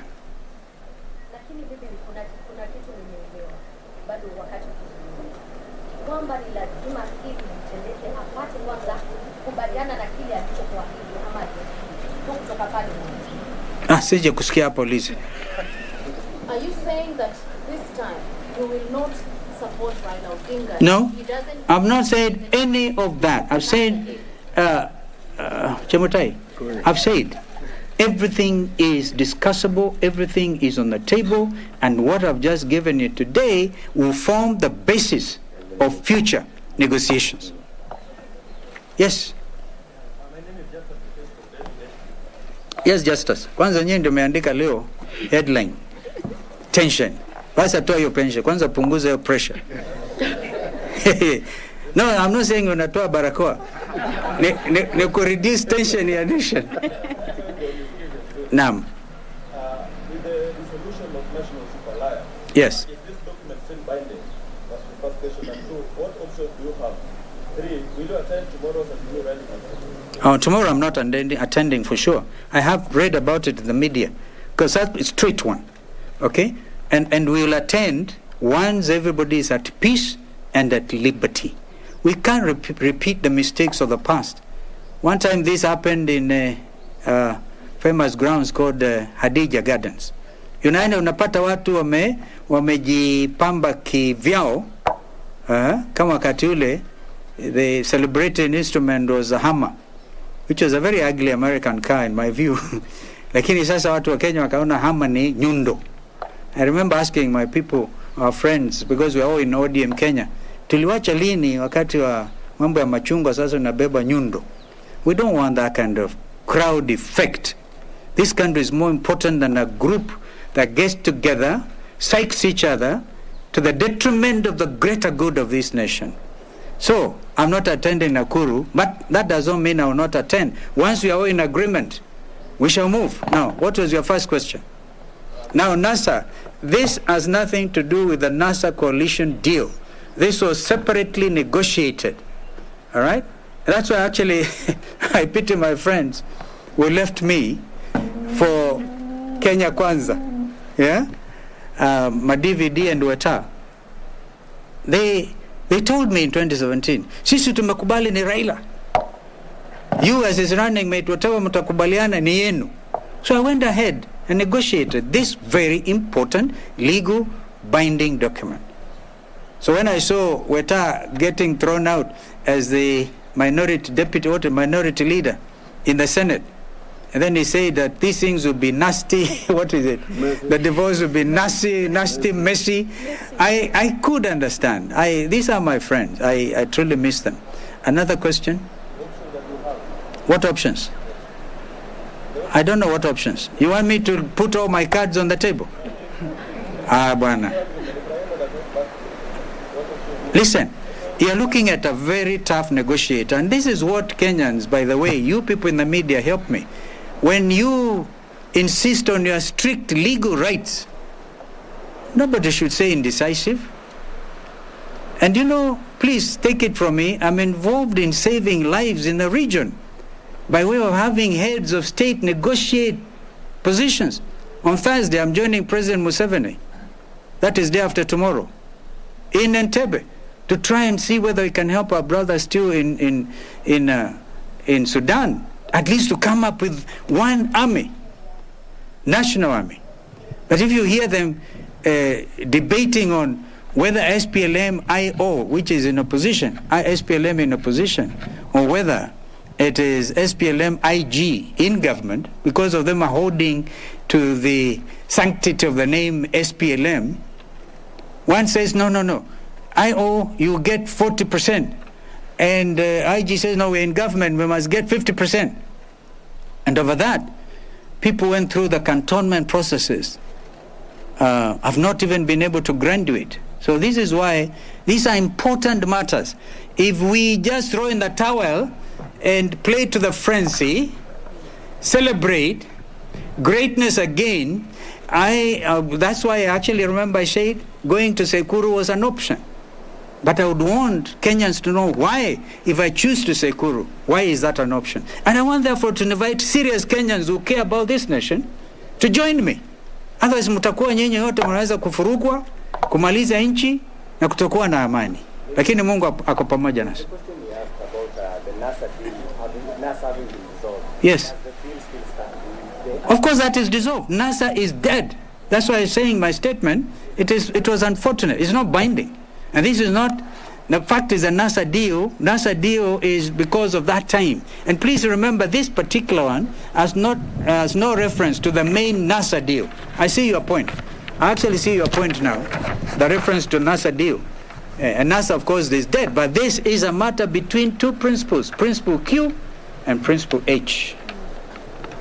But based on the timing. Yeah. Why do you want to answer all the questions? First of all, read the document. Okay.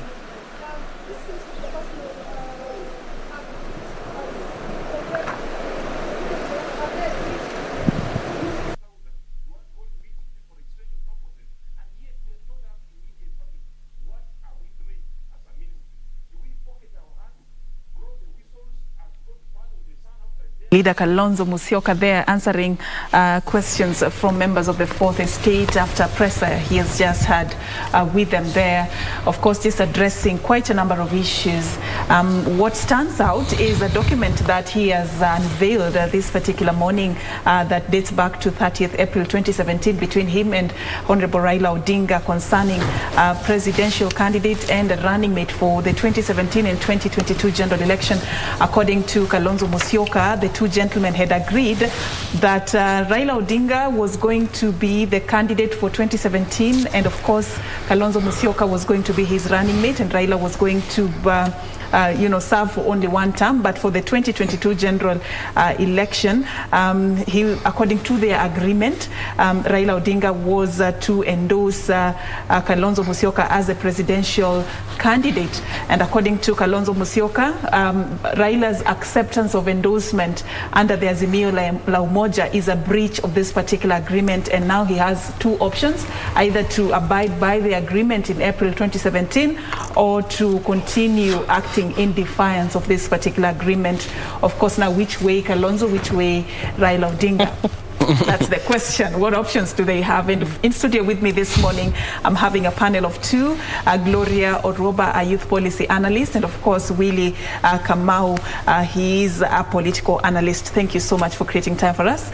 I know I had asked you that earlier question, but it links to what has just happened and development on that. What do you take of Kalonzo's move to unleash, let me use that term, this document from 2017 April. Does it hold any water under the current agreements in the Azimio la Umoja movement? All right. I feel Kalonzo has refused to move on, to evolve politically in terms of his political character. But in terms of numbers, the Kalonzo of 2017 is not the Kalonzo of 2022. Remember, in 2017, he had the 3 governors, all the aspirants in Ukambani behind him as the kingpin of Ukambani. But today, the 3 governors of Ukambani have preceded, or rather they have proceeded to join Raila, who is already on that side, and Kalonzo is stuck to past agreements. It is time for Kalonzo to evolve, because the Raila of 2017 is not the Raila of 2022. Same goes to Uhuru, same goes to William Ruto. The William Ruto of 2013, 2017 is not the William of... All of these people have evolved politically, and I think it is time for Kalonzo to count his past losses and now fix his eyes on the possibilities of what the future holds for him, because that might cost him big. Because news is not for Kalonzo to support Raila. News, what would make it to the headline is if Raila steps to support Kalonzo, which will not happen because of the implications of politics, because politics is about numbers. I would think Raila is a national figure who has a few regional blocks behind him, but Kalonzo has only a regional block, which is not even sure right now, because he has already had the 3 governors from his region supporting Raila as we speak. And so it is time for him to just count his losses, past losses, and move on. All right. Gloria, it's a legal document. Kalonzo has kept on underscoring that fact. I mean, there are no repercussions, there are no consequences if it is breached. You know, the only thing that we have gotten from this press conference that Kalonzo Musyoka has actually called is that he's just reminding us that the likes of Raila Odinga have always been deceitful. It is just a realization, maybe some sort of evidence for those who still believed in Raila Odinga, that listen here, this is a deceitful person, because Kalonzo is holding a document to substantiate his allegations of having, you know, it is time for him to be backed. And he's saying, we even signed a legal document. That's one thing. But on the other side, he's referencing an organization, an entity that does not exist. He's referencing NASA. Just as he has said, NASA is dead. So even if you come with all the legal agreements that you as an individual signed with NASA, yourself you're saying NASA is dead. So within this arrangement that we have now of Azimio, of Kenya Kwanza, of One Kenya Alliance, why are you bringing a document from NASA that is dead, that actually you walked away from and got paid for walking away from it? Because you got paid for walking away from NASA. We cannot so, do that. Yes. So the point is, the point here is, if I was Kalonzo, and I understand that it is a negotiation, he's trying to negotiate to use, let me say, intimidation and bullying tactics of now I will go and tell people how deceitful you guys are. We already know that the ODM people are deceitful, so there's no news there. We already know that he was played, there's no news there. So what Kalonzo needs to understand is that he has no option. If he really thinks the last time the Kamba community was in government was really when Kalonzo went it alone the whole way, and after that he signed a post-election pact with Kibaki. That's the last time when the Kamba nation was actually in government. So if I am Kalonzo Musyoka, I should say, okay, let me go it alone. And another thing, hii madharau unaona akionyeshwa, and I don't understand why he doesn't see that. Because there is that madharau ameambiwa amechukua pesa, he can see how the principles of Azimio or One Kenya Alliance are treating him. He should understand there's no room for him there. But he needs to go alone. And if he doesn't go alone and he joins Azimio, he needs to understand that all the small parties in Ukambani, we are talking about Maendeleo Chap Chap, Sijui Muungano Party, and even NAC. If Kalonzo actually joins Azimio, these smaller parties will win most of the parliamentary seats. All right. Yes. Willie, does it change anything? Because this is an agreement that they had between Kalonzo Musyoka and Raila Odinga when they were in NASA. Under the current dispensation, the gentlemen are in Azimio. Oka is yet to formalize its entry into Azimio. Is it fair or just to carry their agreement between the two of them to bring it into a movement that cuts across and incorporates parties and political leaders who were not in the initial agreement? All right. Politics is a game of chess. tactics and keep evolving, and you keep changing depending with how your opponent is playing. And I feel Kalonzo should by now, he should be reading the signs of the time. They are telling him it would be very good for you, this is what I feel, if you go alone and create a third force. Remember the guys who are running against William Ruto and William Ruto running against Raila, they would want a possibility of a third force, so that because of so that in case one doesn't get the 50+1 votes, now they can bring you in as a third voice. And I think he needs to pick that. Now the problem is Kalonzo and Oka, I don't believe they have the muscles and the strength to go as the third voice in this country. They don't have it. And so Kalonzo, he's just confirmed that he's a negotiator. There is no space for his negotiations as he used to hold there a while back. And so he needs to play his card right now. He needs to think whether to... And by the way, if he goes to William Ruto, Kalonzo's goose is cooked. The only place he can survive politically is where his 3 governors from Eastern are right now. But there is no much political weight behind Kalonzo right now. It is a cooked goose for him. So would rather he go to Azimio and tell Raila, hey, let's forget the past, let's forge the way forward, because you already have most of my people on your team. There's something also he's struggling to find his space. There's something also I want us to look at, the timing of this document. It comes just... Is it a day, 2 days after the conventions by Jubilee and ODM? Could it be sending a strong message about what could be happening within the Azimio la Umoja movement? Because this document, I want to believe, has been there. In fact, the only reason he has come out flashing this document is because he understands the other principles of the One Kenya Alliance are busy, just about to take off their pens and sign. So he's trying to show them, guys, I signed an agreement similar to the one you're about to sign. And this is where I am. Do you know, him unleashing that document is not for the electorate. He knows the electorate knows about the deceit. But he's trying to sort of tell the One Kenya Alliance principles, Gideon and the rest, that guys, don't be too quick to sign, because I have the same agreement and it's doing nothing for me. So I think, I actually totally disagree with you. Kalonzo has 2 options. He needs to go it alone the whole way and recall how that benefited the Kamba nation back when he signed a post-election agreement with Kibaki, or he actually needs to turn the other side and join UDA, because his options in Azimio as it is they are very crowded.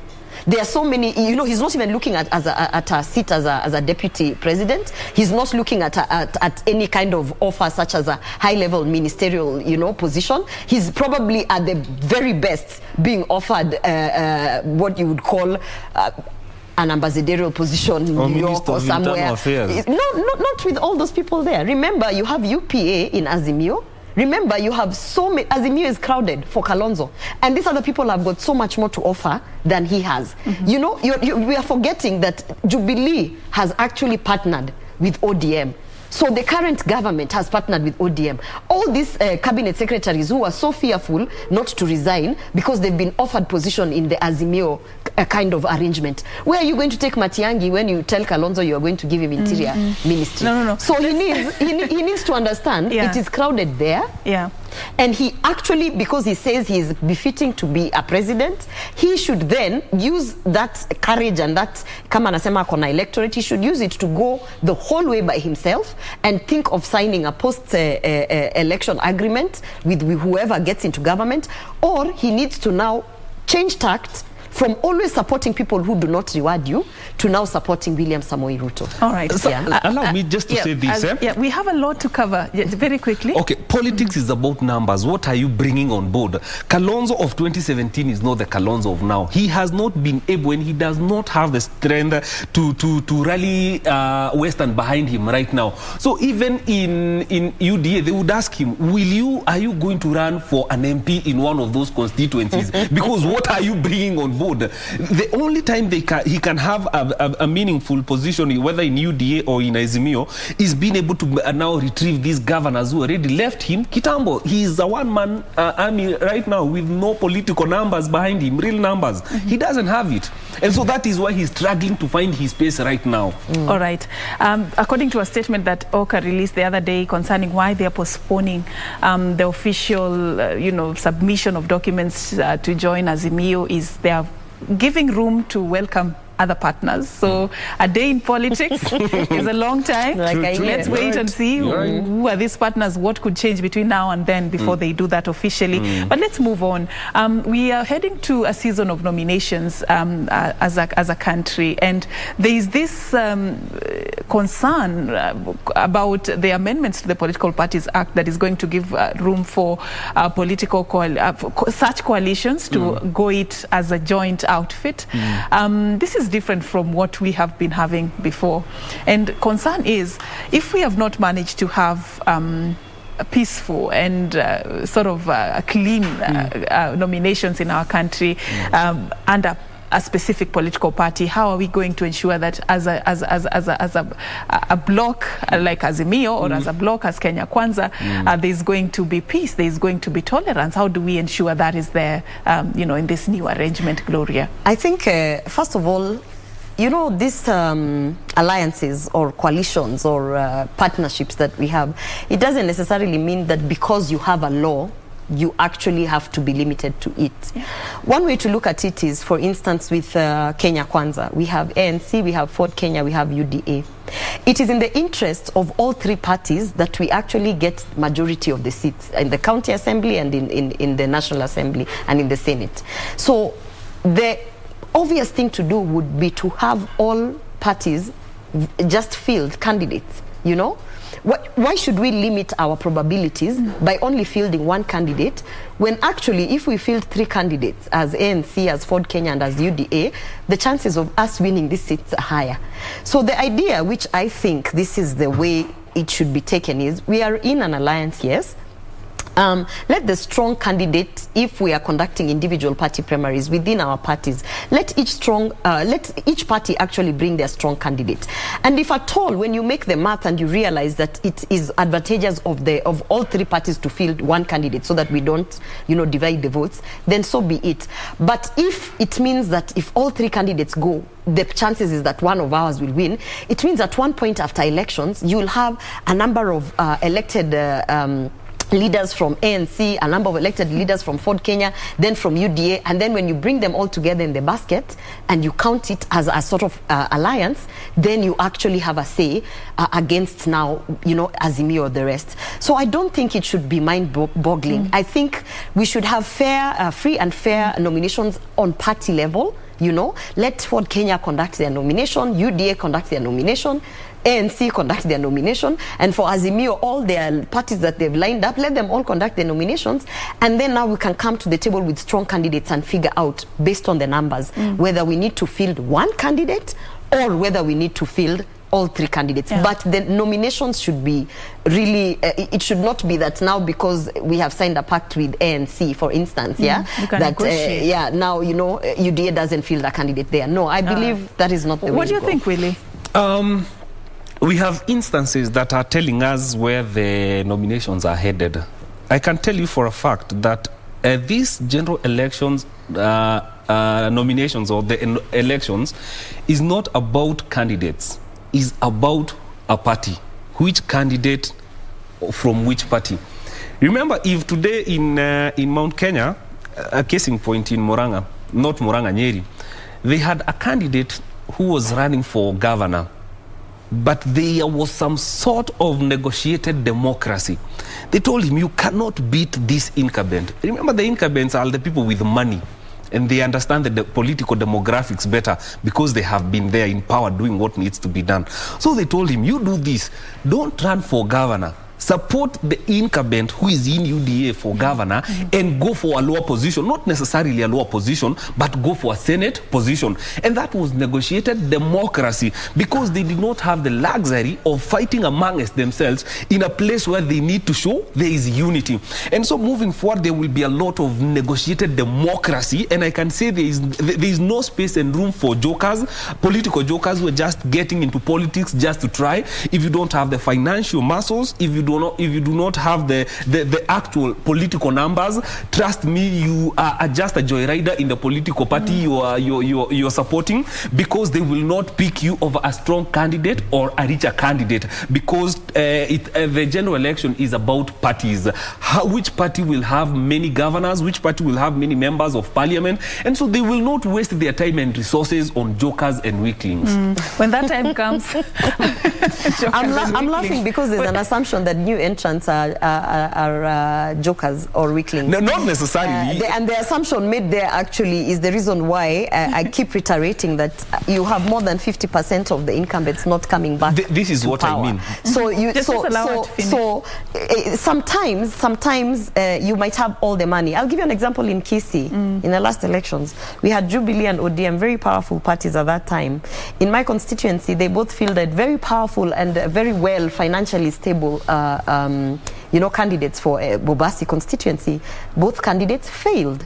Both candidates didn't make it. And in fact, the person who won was considered a political joker. You know, our current MP, at that time, you cannot say he had any muscle. There's no charm, no whatever. But he actually won. So sometimes I think there's an assumption that having been a veteran politician, it's going to be easy. No, as a matter of fact, the electorate is very awake and very aware that they know what they're looking for. So I think... allow me to respond to her so that she gets where I'm coming from. I think new entrants and even those who are not necessarily financially stable should not be underestimated. Well said, Gloria, this is what I meant. Nominations are shambolic affairs. It is not an IBC affair. It is a goon affairs. Who can steal the best? And so, remember, William Ruto... Perhaps in the party is in... No. In fact, you see, we have 2017 Jubilee nominations.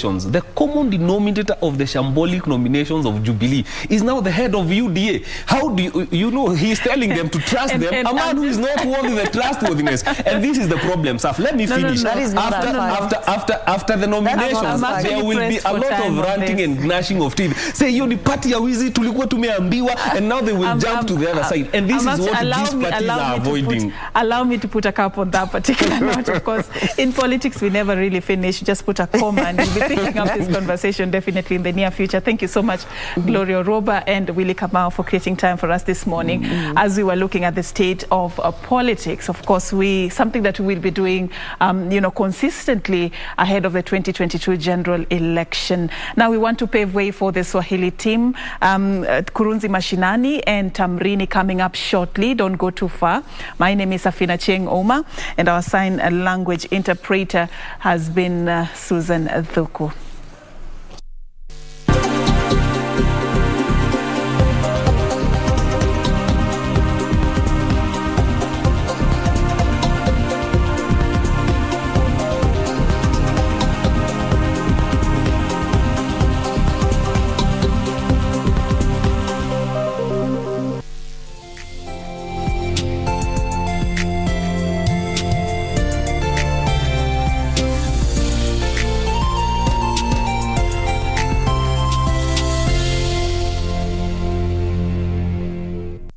Keep abreast of the developments live from the National Assembly and the Senate. On our members of parliament. The questions. When is the construction expected to commence? The motions. Beg to give notice of the following motion. The debate. Will as many as want to be to say aye. The statements. A statement on an issue of general topical concern. The petitions. Order number 4, petitions. Stay tuned to KBC Channel 1 and Radio Taifa for live proceedings from both houses of parliament from Tuesday to Thursday. Live, uncensored, unedited. KBC, your national broadcaster. Gone away, an angel in the sky now, and I shine my light up for you, for you.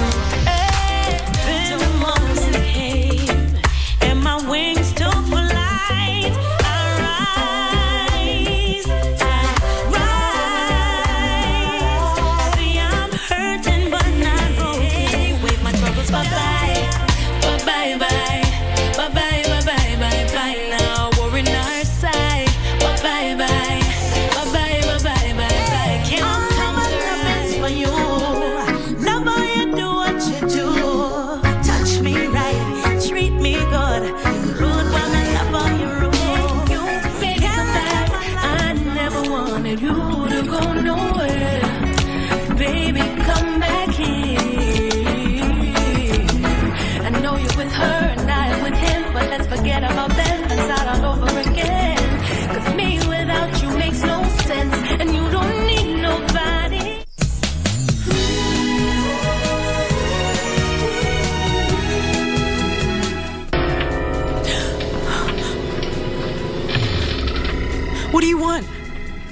you're a cheater.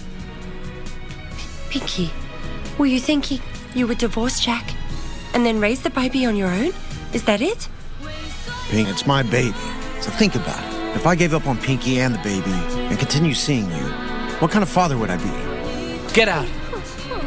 Come on, get out. God, Shannon.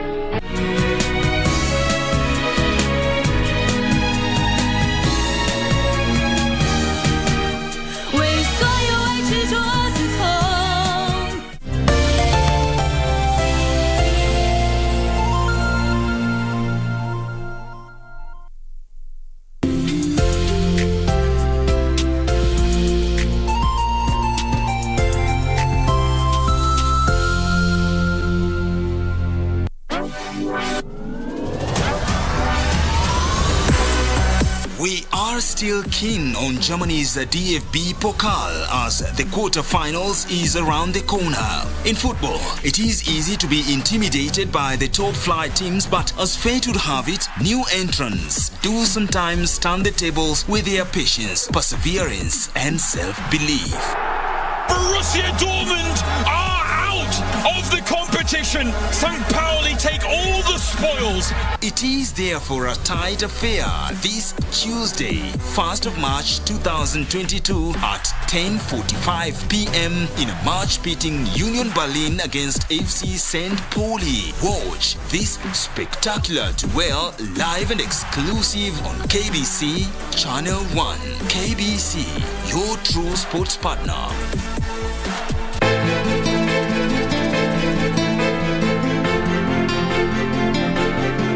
Sisi hatuna haja na yeye. Haja yetu ni mama yake. Watakutupa jani kama taka wewe. Hivi ndivyo utakavyokuwa ukinikaribisha kila siku. Nikisimama hapa namuona Kombo tu. Wewe sikuoni. Zari hakustahili kuwa hai kabisa. Mimi niko sawa. Unataka nini mama?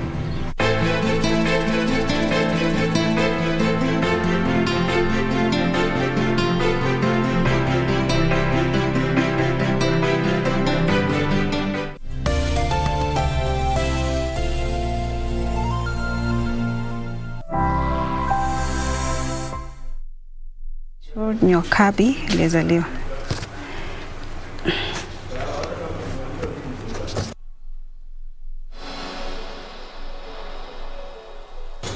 Matumaini yangu hujambo popote unapotazama runinga ya KBC na karibu kwenye Kurunzi Mashinani ikiwa zimekatika 11 baada ya saa 6. Mimi ni Zainab Said, katika lugha ya ishara ni Lucy Mwaura. Moja kwa moja tuanze na taarifa kwamba msichana wa